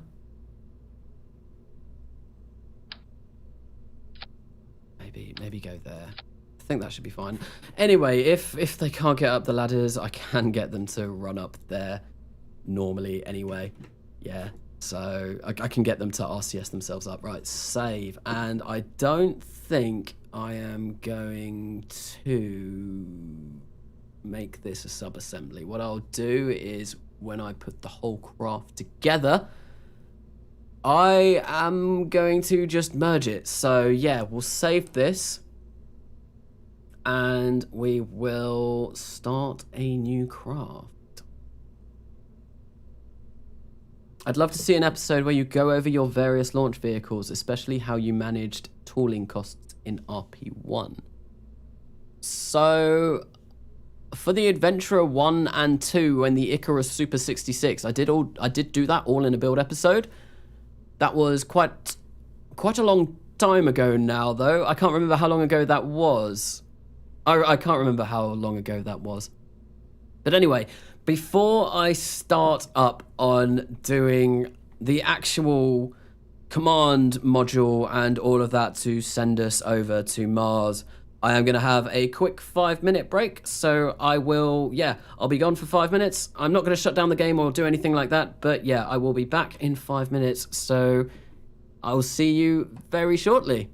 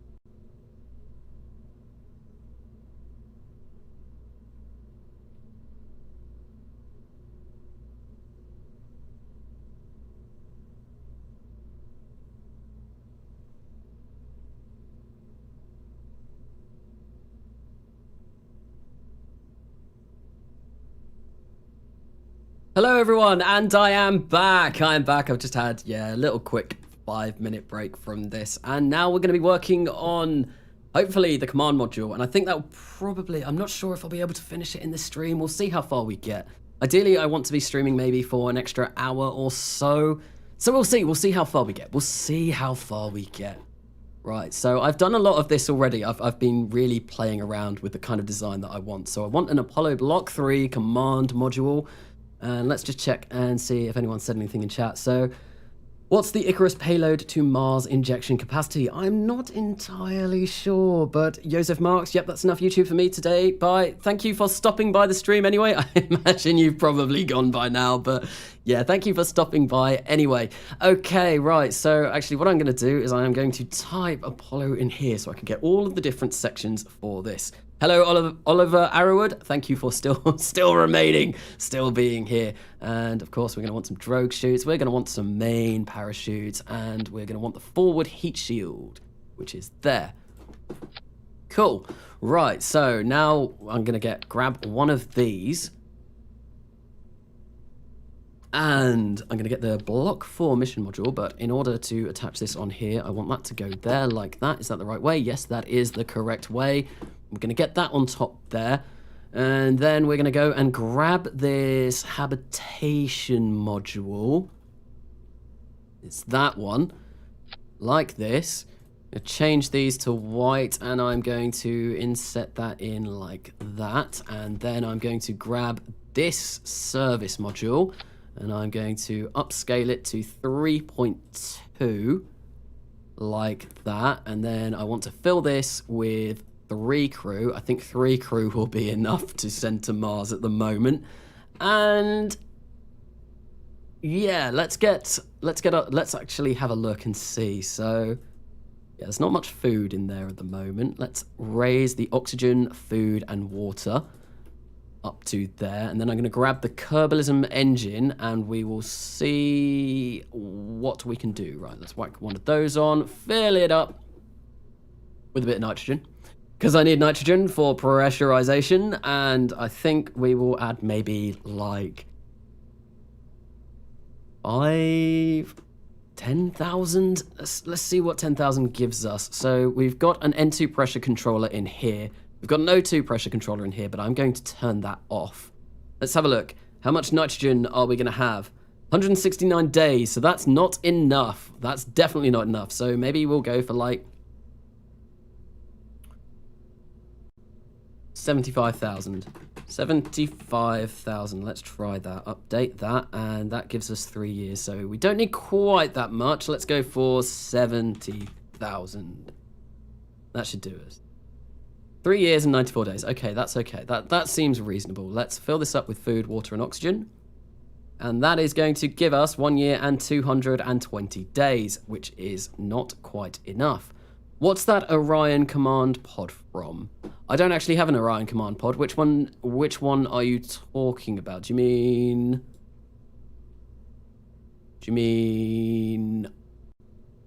where's it gone? I think it's when I selected Apollo. So that's just an Apollo command module from SSTU, and that's, yeah, it's just the Apollo one from SSTU, which is colored in white.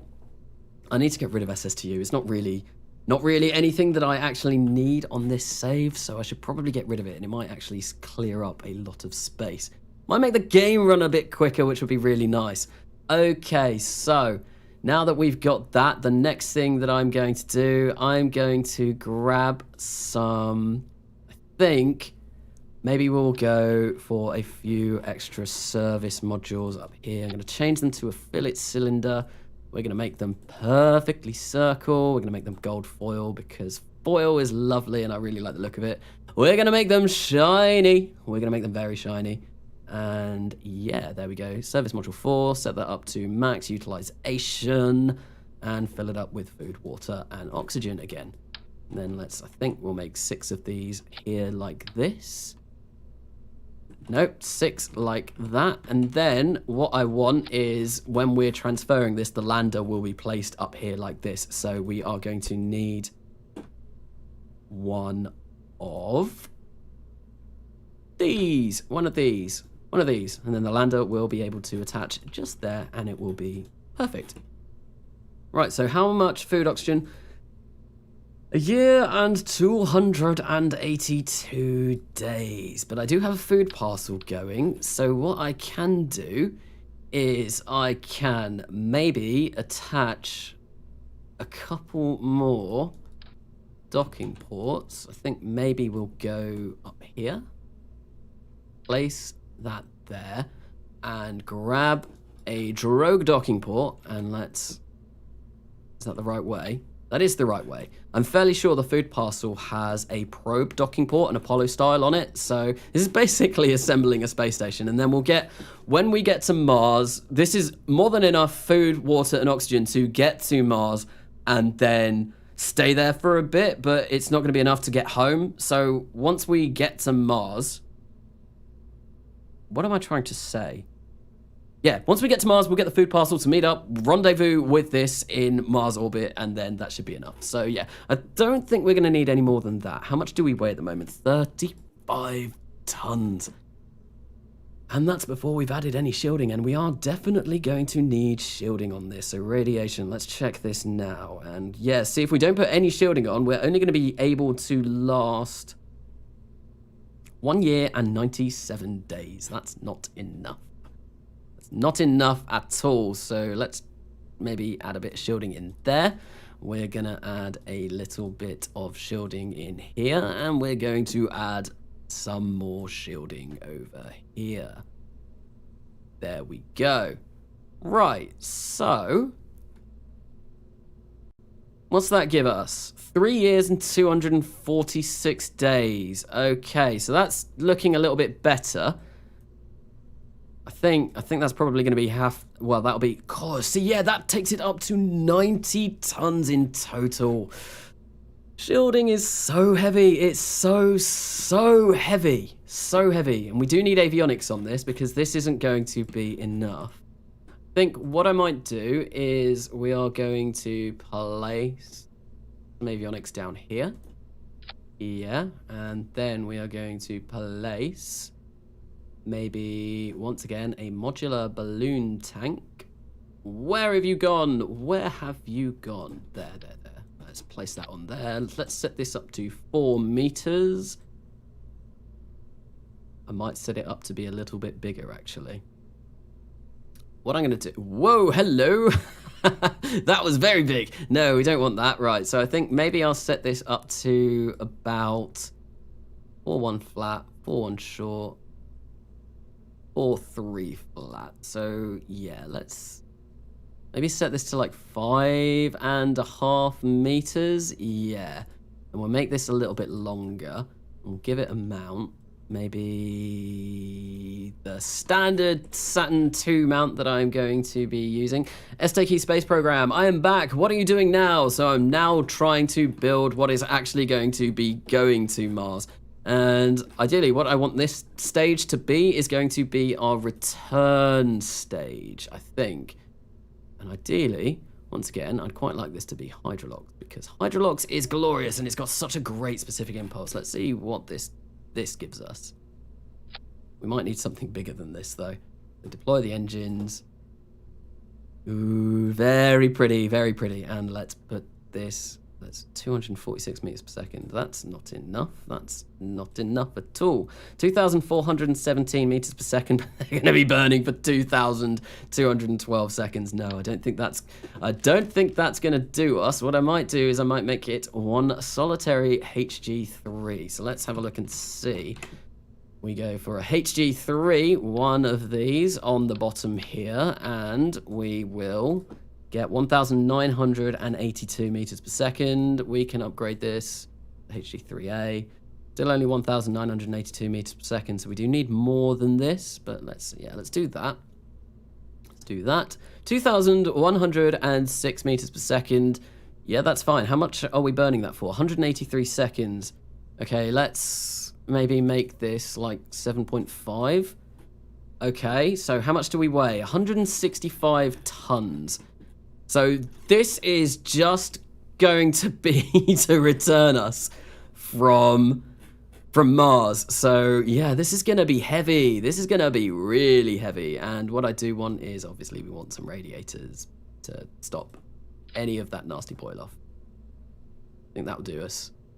I might whack some of these on as well, just to make sure that this is all good. Set it to 45 degrees. Whack those on like that. We are going to set that up to 100, and we've still got 2,383 meters per second of delta V. That's not too bad. That's not too bad. Right, but we are going to want to have some solar panels so we can actually power this thing up when we get to Mars. XT4s, I think we'll go for some there like that. Let's extend those. They are looking rather large. Maybe. Do I want 4? Oh, I don't know. Maybe I'll have... Yeah, I think what I'll do is I'll have 2 up here. 2 up there like that. 4 down there like that. Yeah. Yeah, cool. That should do us quite nicely. And bye, I have to leave. Well, thank you, Oliver Arrowwood, for sticking around the stream for this build stream of working our way towards Mars. Thank you very much for sticking around. And yes, I'm sure I'll see you in the next one. And right, so yeah, I think, is that going to be enough electric charge? Wait, Mars? Is this for a Mars station? No, this isn't a Mars station. This is just to get to Mars. This is just to get to Mars. That's it. We're going to Mars, and this is how much you need to actually get to Mars with Kerbalism. It's insane how difficult it is. Right, so this should get us back. This should be enough to get us back from Mars. And I think we can launch this all in one go, which will be brilliant. So ideally, what we're going to want to do is we are going to want to have some of these on here. So if we grab one of those, and no, what I want to do is I want to make that 4-way, and we're going to change that to MMH and NTO. We're going to make it as technologically advanced as we possibly can. We're going to activate all of these radiators because we need them activated so that none of our precious hydrolox boils off, because that would be terrible. That would be really bad. We don't want any of that hydrolox to go. We want to keep it as, well, liquid as possible. So Mars by 1975. Ideally, that will be the plan. Could even be Mars by 1973. I'll have to see. I'll have to see how well this goes, how long it's going to take to build up all of these different components for the Mars missions. We'll see. Hopefully, yeah, it would be really nice to get Mars by 1975. Right, I am going to have to figure out a way of... I think what I need to do is have an adapter, not that one, interstage ring. We want that. So I think maybe we'll go for 7 meters, and then we'll get a bit of extra height.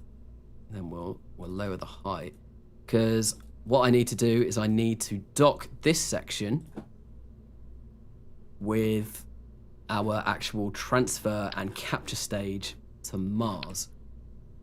So if I go in here, I think you'll probably need a common berthing mechanism because everything else will not be big enough.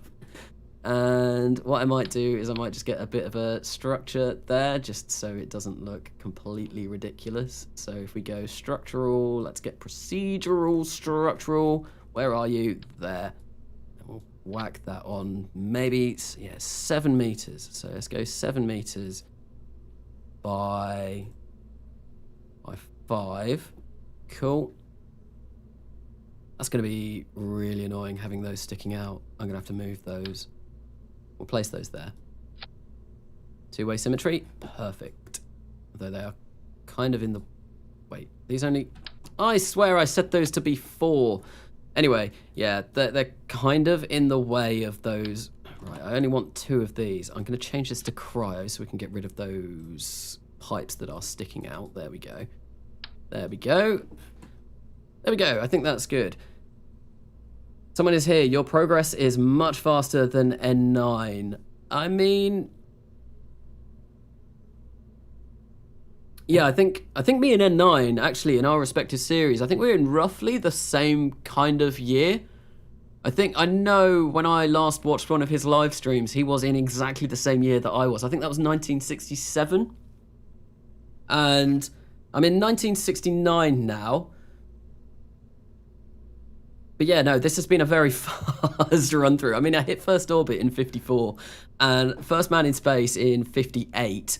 Yeah, it's been quite a quick run through. Right, so let's grab some payload fairings, and we want those to go on here. We don't want them all the way up there. I think what we want is base is not that low, right? So top, I think maybe get that extra height down. Extra height. Let's get the top down just a tad. Just a tad. And then we'll get that there. Right. So. Cool. Cool. Yeah, something like that. Density, we want that to go down. I'm going to just color this in white just now. So let's make it shiny. Make it shiny. Let's make it sparkle. Let's make it sparkle. He is in 1969 and has not landed on the moon with a probe. He is doing that now, though, isn't he? He just flew by Mars, I think, in the last episode of his that I saw. Well, no, the last episode of his that I saw was the For All Kerbal Kind episode that got uploaded yesterday. But I think the last, is it N9? SA, his actual RP1 series, I think, yeah, he flew by Mars. I think he did Venus recently as well on a stream. I didn't catch those streams. So basically, my sleeping pattern is back to normal, and N9 streams at midnight my time. So yeah, it's quite uncommon for me to catch one of his streams, unfortunately. Right, so yeah, this is looking like I want it to. Right, so we are going to need to change this to deep space. I think service module 4, and let's make the diameter 4 meters. So, oh, hello, that's not 4 meters, that's 4 meters. Okay, so open recoloring GUI and its avionics. So all of my avionics are always orange. This thing is going to look hideous. Oh well, not to worry, not to worry. And yeah, I think I do want some kind of control on this though. So what I'm going to do is I will grab maybe these. I'll place 4 of these there. We'll make those MMH and NTO again, just because they don't need high pressure tanks. Oh no, picked up the wrong thing. Luckily, nothing went bad. Nothing went bad, and we will place another 4 up there. Nope, apparently that's just 1. I did say 4. 4, there we go. They should be configured to the right settings. He had unlocked science nodes much faster due to a fully upgraded R&D building. Yes. So my R&D building from the very start of this series was fully upgraded, and I think that was because Kerbal Constructs was causing it to bug out a little bit.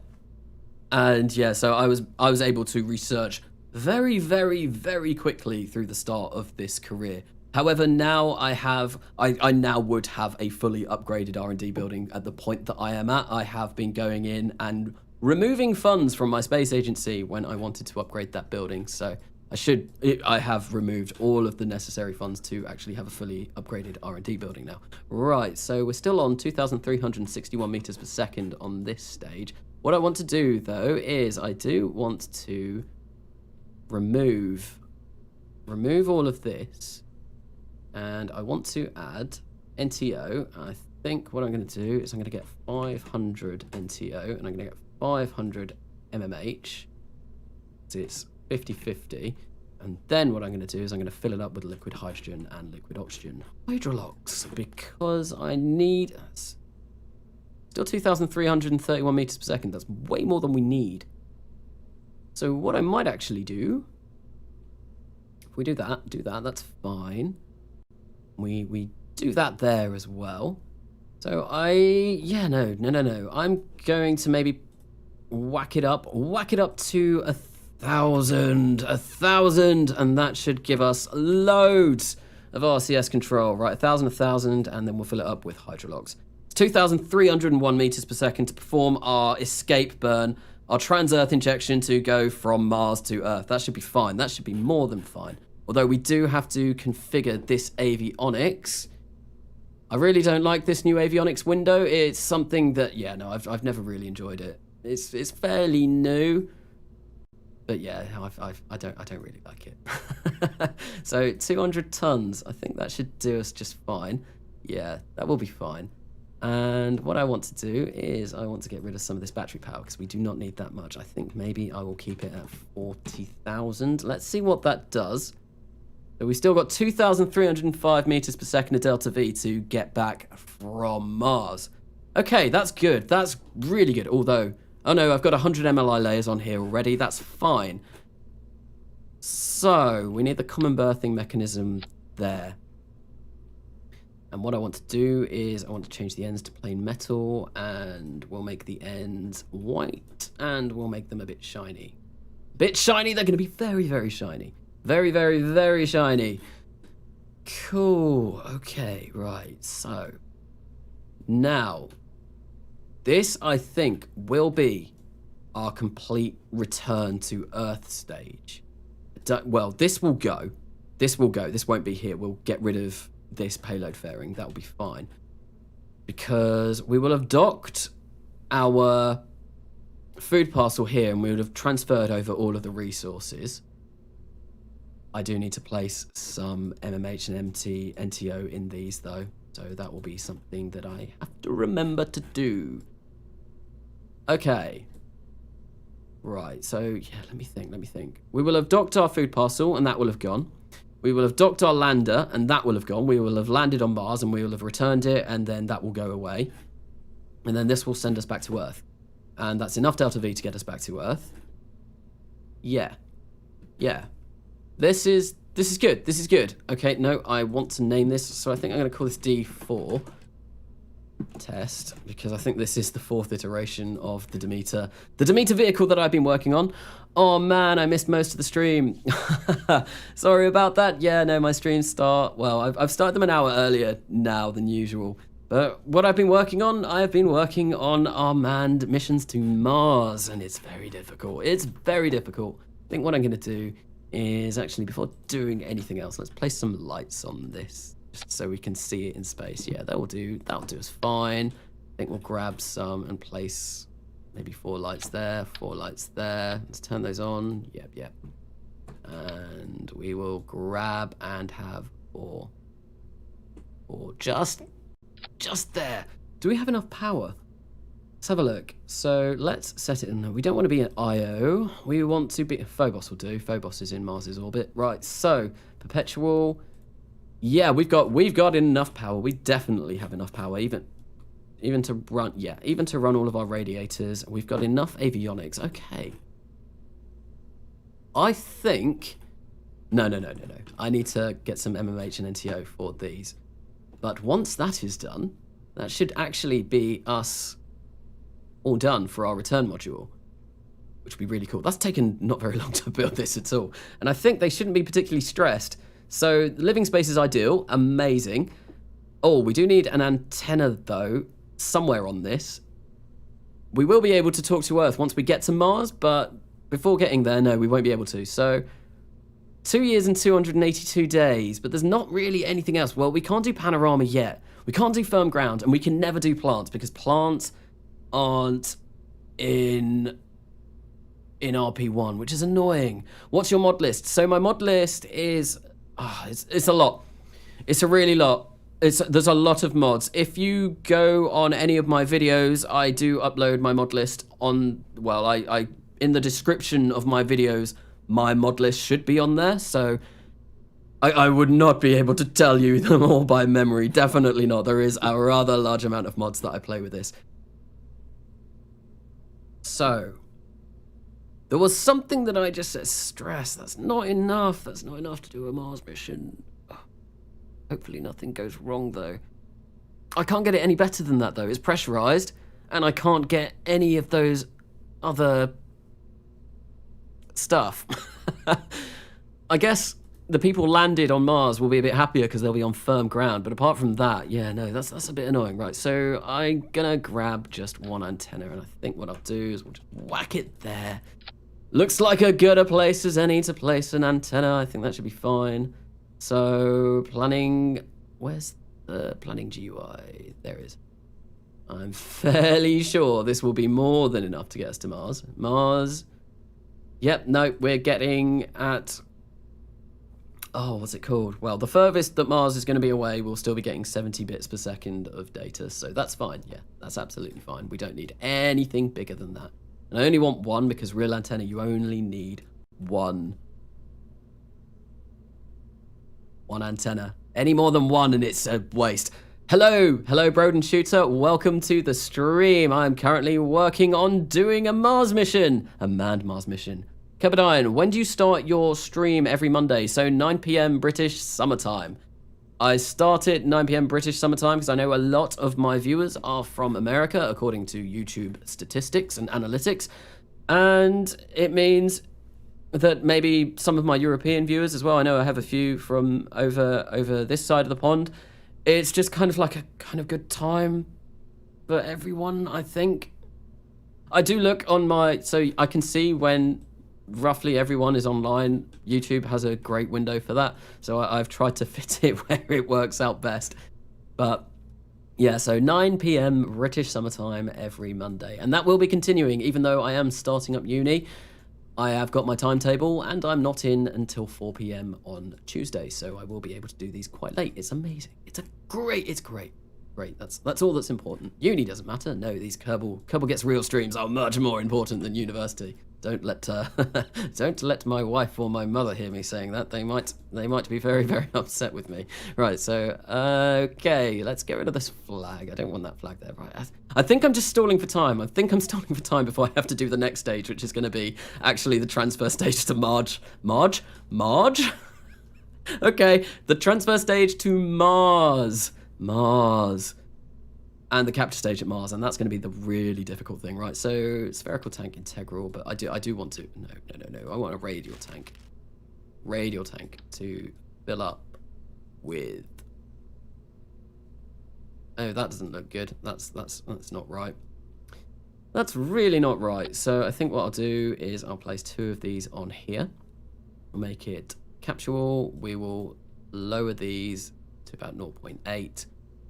And we're going to fill it up with MMH and NTO. Brilliant. And I'm going to make these white paint metallic so it kind of matches the Apollo Block 4 module. I'm going to make it shiny. Very shiny. Don't need a school book.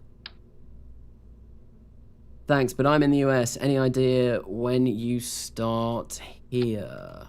Okay. Depends on whereabouts in the US you live, I guess. So it'll be 4 p.m. Eastern time. And yeah, 4 p.m. Eastern time.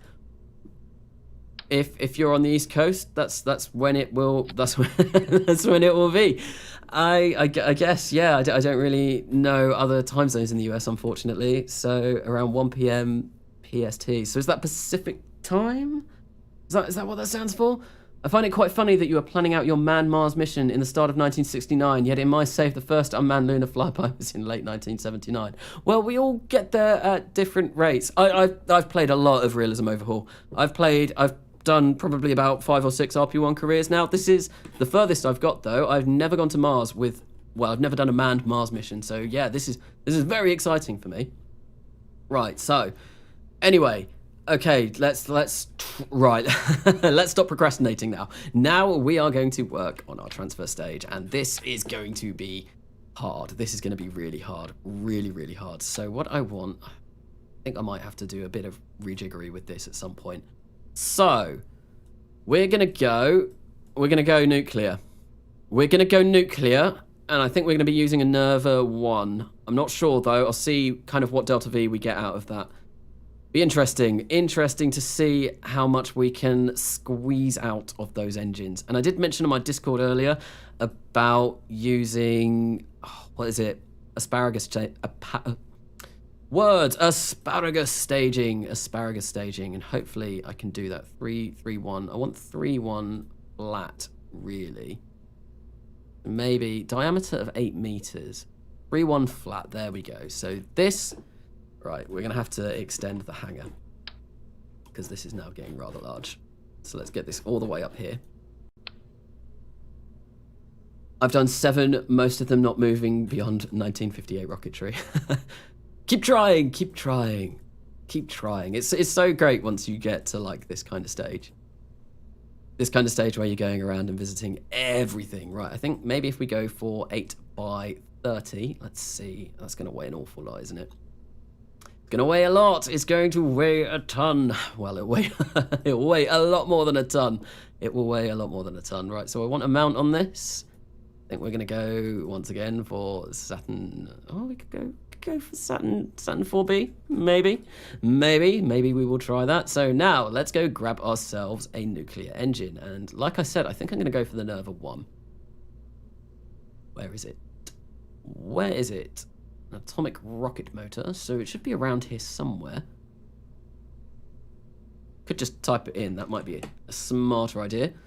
Nerva 1, is that the one that I want to use, or is there a better model for it? I think this might be the better model. Yes! Ah, look at that. It's glorious. It really fits the size. So Nervas are huge in Realism Overhaul. They are massive, absolutely massive.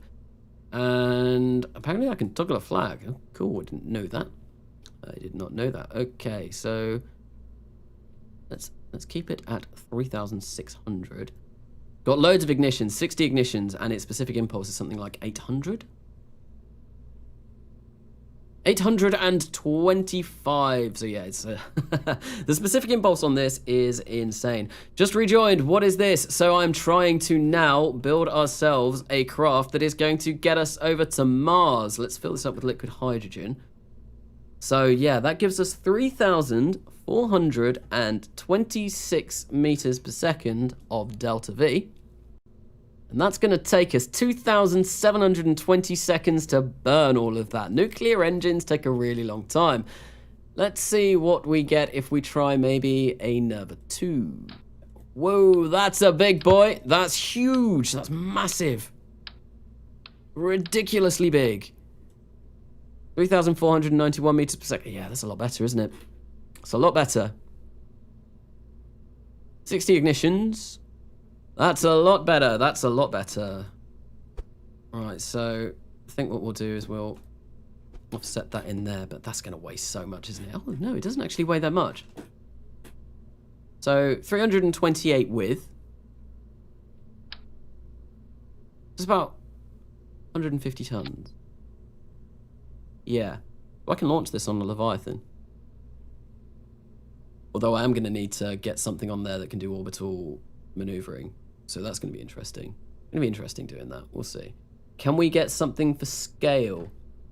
I see a nuke. Right. Something for scale. Oh, what can I do? So,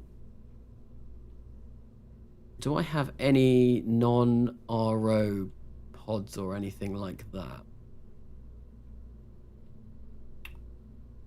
Don't think I do.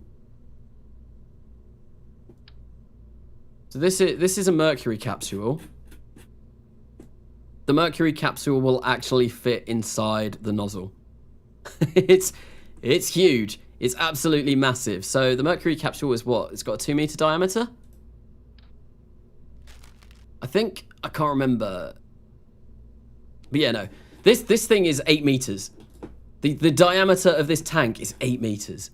So, yeah, it's big. First sounding rocket. I don't think I have that still saved. I think I got rid of it. I will save this now, actually. It's just open. I'll see if I can find anything. So, what was it? That's called the back sergeant. No, it's gone. I've gotten rid of it. I've cleared out a lot of my saved craft just to try and make my game run a bit quicker. Can we see an F1 next to it? An F1? Yes. I'll grab one of those. Probably quicker if I can type it. There we go. So, yeah, so the F1, the engine that powers the Saturn V, that's how big the F1 is compared to the Nerva 2. This thing is huge, absolutely massive, and it weighs a lot as well. You can see we're getting 3,500 meters per second of delta V on this, despite moving 175 tons to Mars. So, yeah, they are very, very, very efficient. Very efficient, right. what do I want to do next? I think what we are going to need to do is we are going to... So this will be enough to get us to Mars, but that's it. We're not going to be able to capture at Mars with this. So what I'm going to do is I'm going to have 2 additional ones of these on the side that we're going to have to dock. So we're going to have to assemble all of it. Oh, but actually, you know what? I've forgotten something. So I do need to go into the open menu because I need to go and find the lander. So it is this one. We need to merge this because obviously this is going to be on top of this vehicle when we're going to be sending it to Mars. Interesting. This might be bad. This might be bad. This might be bad. So we want that. Oh no. There we go. We want this to come there. Right. And yeah, that's really, really annoying that heat shield just doesn't go where it should. What I might be able to do is I might be able to set the extra height of that slightly different, and then maybe that will work. But ideally... No, that's not what I wanted to do. Oh, that's annoying. Come on. Where can I... Can I grab... Oh, come on. How much did this thing weigh? It weighed about 25 tons. It weighed about 25 tons. So what I'm going to do is I'm going to put an extra 25 tons in a lead tank on top of this. And then that will give me a better indication. So let's get one of these. Oh, that was a bit laggy. Let's just set it to this diameter. I think what I want to do is I want to set this as the root part. I'll get rid of that. So let's fill it up with lead. Show tank UI, lead ballast. That's 56 tons at the moment, so that's way too heavy. We'll go for 26. No, it's still a bit too much. Go for... Yeah, pretty much bang on 26, and that should give us a good indication. So 3,179. That is more than enough to capture at Mars. Brilliant. So that's good. That's good. Expending a nuclear stage. Yes. We are gonna... It's just the way to get to Mars. I've seen an F1 in person. They are already huge. They are massive. I've not seen one. Actually, I might have seen one in person. I have been to Cape Canaveral. John F. Kennedy, the JFK Space Center, a long time ago. So I imagine, are there any over there? But yeah, no, it was about probably 15 years ago was the last time I went. So what I'm going to do now is I am going to... This won't be part of the actual rocket, but I'm going to create some decouplers, and what I will have to do is I will have to make them docking ports eventually, but I'll make them decouplers now because it'll be easier to actually figure out how much delta V and all of that we've got. Right, so I think we're going to want two is good. Oh, of course we need avionics on this as well. And then two more of these. Ooh, this is gonna be expensive. This is gonna be really expensive. Right, so let's get that there. Oh, my voice just went a bit there.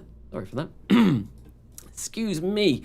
Right, so now that we can do that, right, so nose, I think... No, nose texture. I think I'm gonna give these kind of a round nose. I don't know, it doesn't really matter. It's all going to be in space, so we'll give them domes. We'll make it a dome. And I think maybe, I don't think these need to be this long. Let's make it like 28 meters, so it's not quite as long, not quite as heavy. Ideally, it would be really nice if we could get all of these up on Leviathans. So this will be probably 1, 2, 3, 4, 5 launches to assemble this, I reckon. To put this all together.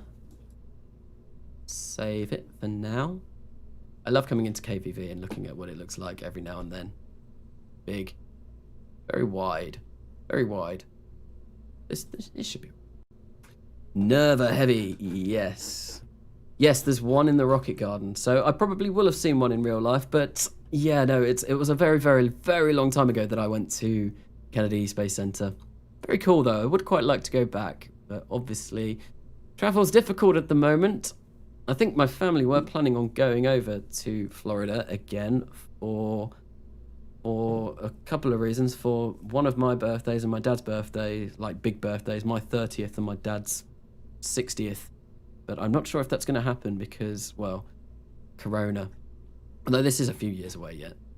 I'm getting close to 30, not quite there yet. But we are... What do I want to do now? Fuel lines. Fuel lines. Fuel lines feeding in to this middle one. And we want to fire all of those at the same time. 23,000 meters per second. I think that's not right. And you know what? That's pretty much spot on. 3,400 meters per second to get to Mars, and then 3,171 meters per second to stop. Yeah, no. That's good. That's good. That will do us.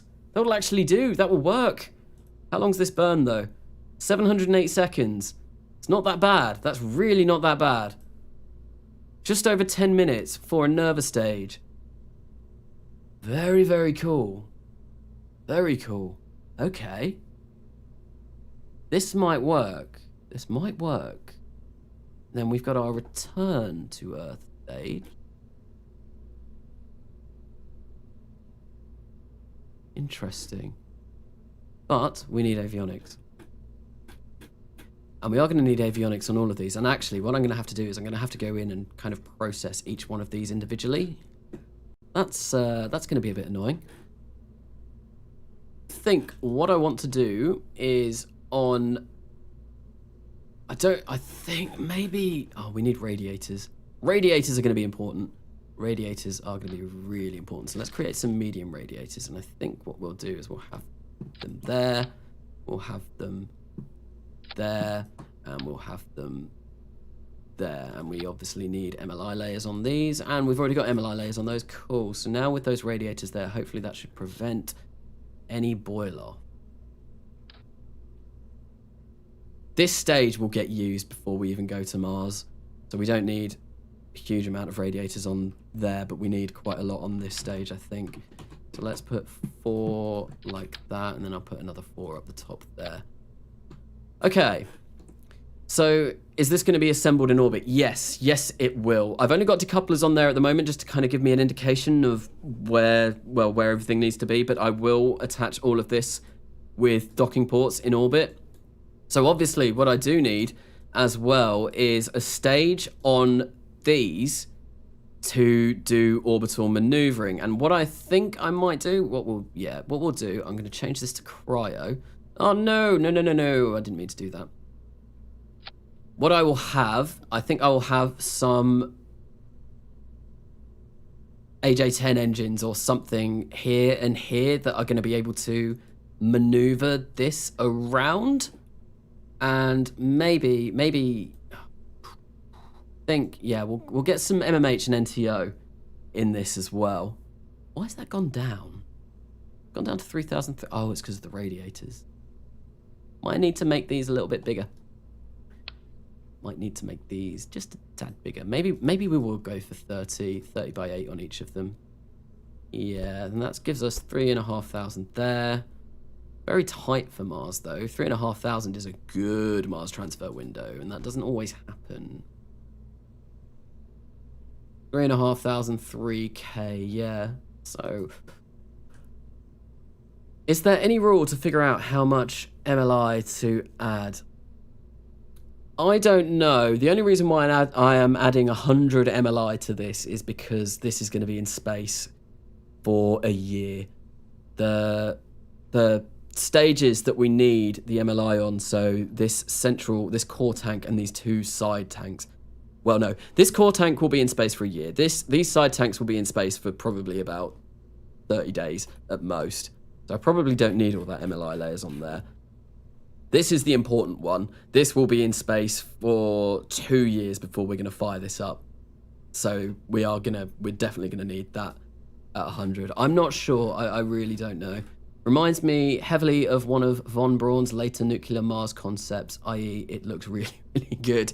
I mean, I think this is the tried and tested way of getting to Mars.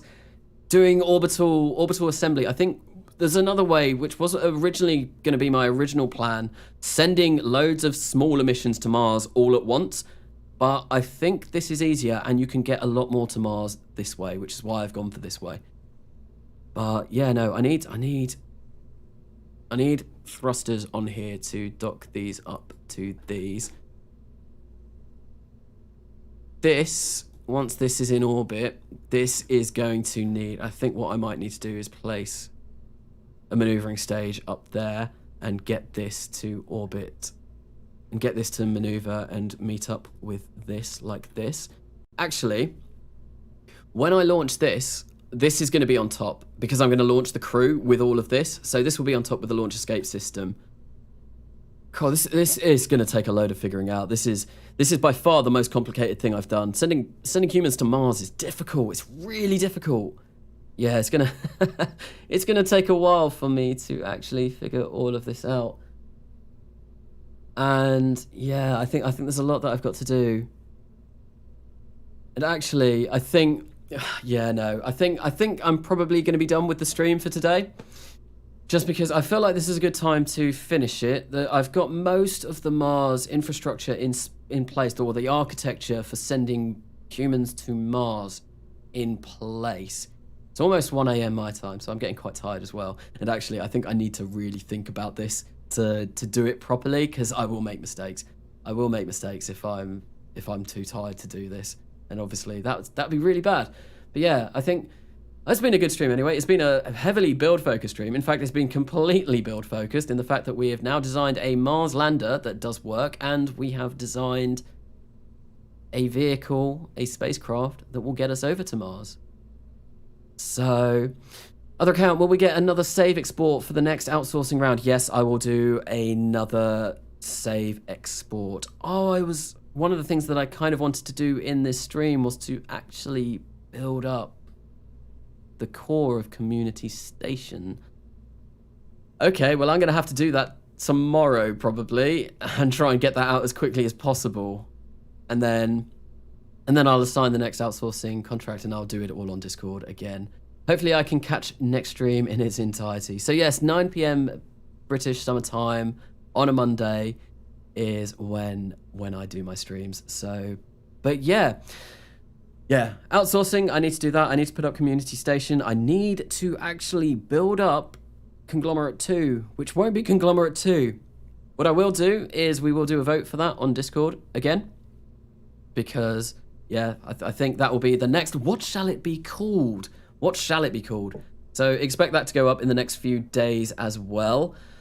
Expect the next outsourcing contract to go up too. That will be coming up very shortly. And yeah, I think that's all I've got to say for now. But thank you everyone for staying on the stream, for chatting in the chat. Chat's been very active today. I think the stream's been very active today as well. Thanks for, sticking around and watching me scratch my head considerably whilst I try to build a manned Mars mission. And I think I'm getting there. I am making some very good progress. I think Mars by 73. That 3.5K, 3K window is in 1973. I think that is entirely possible. I'm fairly sure. But anyway, yes. Thank you once again. And yeah. Cheers, everyone. I have been Carnassa, and I will see you later.